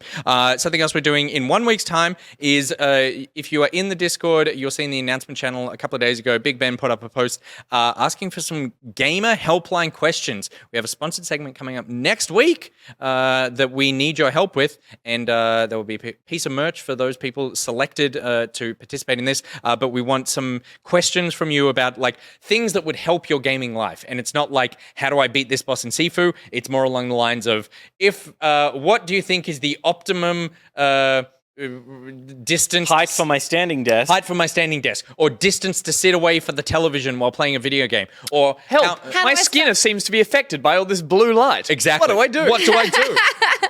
How do I stop my fingers from getting tired from all of the controller use? There you go. These kinds of questions are the kinds of questions we want to answer. My There's a shirt Google is form. not soft. It's fluffy. Fluffy pants smell of Big. We are collating those questions using a Google form in the announcements channel in the Discord. So go there, sign up, and you can win a prize. That would be fantastic. We're taking call-ins on that? We are taking call-ins. Yeah, so if you want to ask, and then, you'll call in on the show, have your lovely vocal cords live on air. Naked says, how do I stop Destiny Thumb? You know there's a cream. You know there's a cream for that. And Middo Fanfare, like super tech support, but for games, exactly like it. That's it. If you want to get more Back Pocket stuff, head to @BackPocketVids on Twitter, Instagram, TikTok, and YouTube. You can follow all of our stuff there. And of course, we're here, back_pocket on Twitch. You can head to patreon.com/backpocket. If you want to become a member of the Patreon community, we would appreciate that so much. Every single dollar that you throw our way means another dollar spent on, let's be honest, beer on Thursday night. But other than that, Crutch it's beer. also the lights, the weak-ass air conditioner, all the LEDs, all the things that make a Twitch show a Twitch show. But if you can't afford to throw any money our way, that's fine. You just throw our show towards your friends. That would be helpful as well. Thank you to the mods for making the Discord an amazing place. What do you want to say? Speaking of shows, and speaking of Game Club, tomorrow I'm going to be streaming more Horizon Forbidden West. Oh, shit! So we know about this. Oh, my God! But what In the time are morning. you streaming? Because I'm going to stream Martha is Dead. Okay. Well, did you look at the schedule that we put out on Monday? Fight. Mother is Dead won't be out until the evening, most likely. Yeah, I don't think so. And I'm going to be streaming Really? It comes out tomorrow in America. Yeah, so it might be late. So I'll be jumping on, mid-morning and just back into the story, heading into the Midwest or even a little further than that. So yeah, I'm jumping on back there. So that's on this same Twitch channel. My favorite moment in the stream so far is when you saw the map. I'm smashing out some tall necks tomorrow. We might even run to the other side of the map. The just map for shits always, and giggles. just don't worry about the map. The map opens itself up to you in any open Yeah, but a world good game. map doesn't show you what's show going you to straight open. away. It just Yeah. opens up and you go, oh, it got bigger. Not Fog of War. Oh, no, they do. I think a lot of them do. Steph, remember Vesuvius points out as well, tomorrow you're sleeping in the morning. So that's what you're Yes, doing. but So- then I was going to play Martha is Dead. Gak, Syntax Arrow, Kit Carnage, Liz Dahlia, Sith Cat, Phoenix Lion, Disturb778, Jex, Caboose, and What the Shark. Thank you for your service. And to all our Back Pocket patrons who make the show possible, a huge thanks to our top stitches. You know who you are, but I'm going to say your names anyway. Clap me in, Burns. Back Pocket, special thank you to all our patrons. To paraphrase a Christmas classic, get down on your Oranishis and tell me you love me. I love you, Oranishi. He hates when you call him Nathan, and do not call him Shirley. It's Mason, not Nathan. Slowpunk.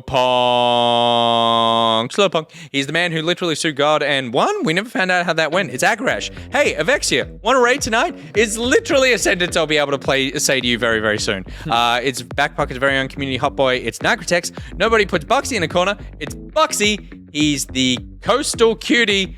It's Coastal City. VegaBus, paid for and sponsored by the We Like to Party Party. A Timothy, B Timothy. We don't have time for this. Z Timothy, A Timothy. Give me a J, give me an E, give me 2 P's. Jepp.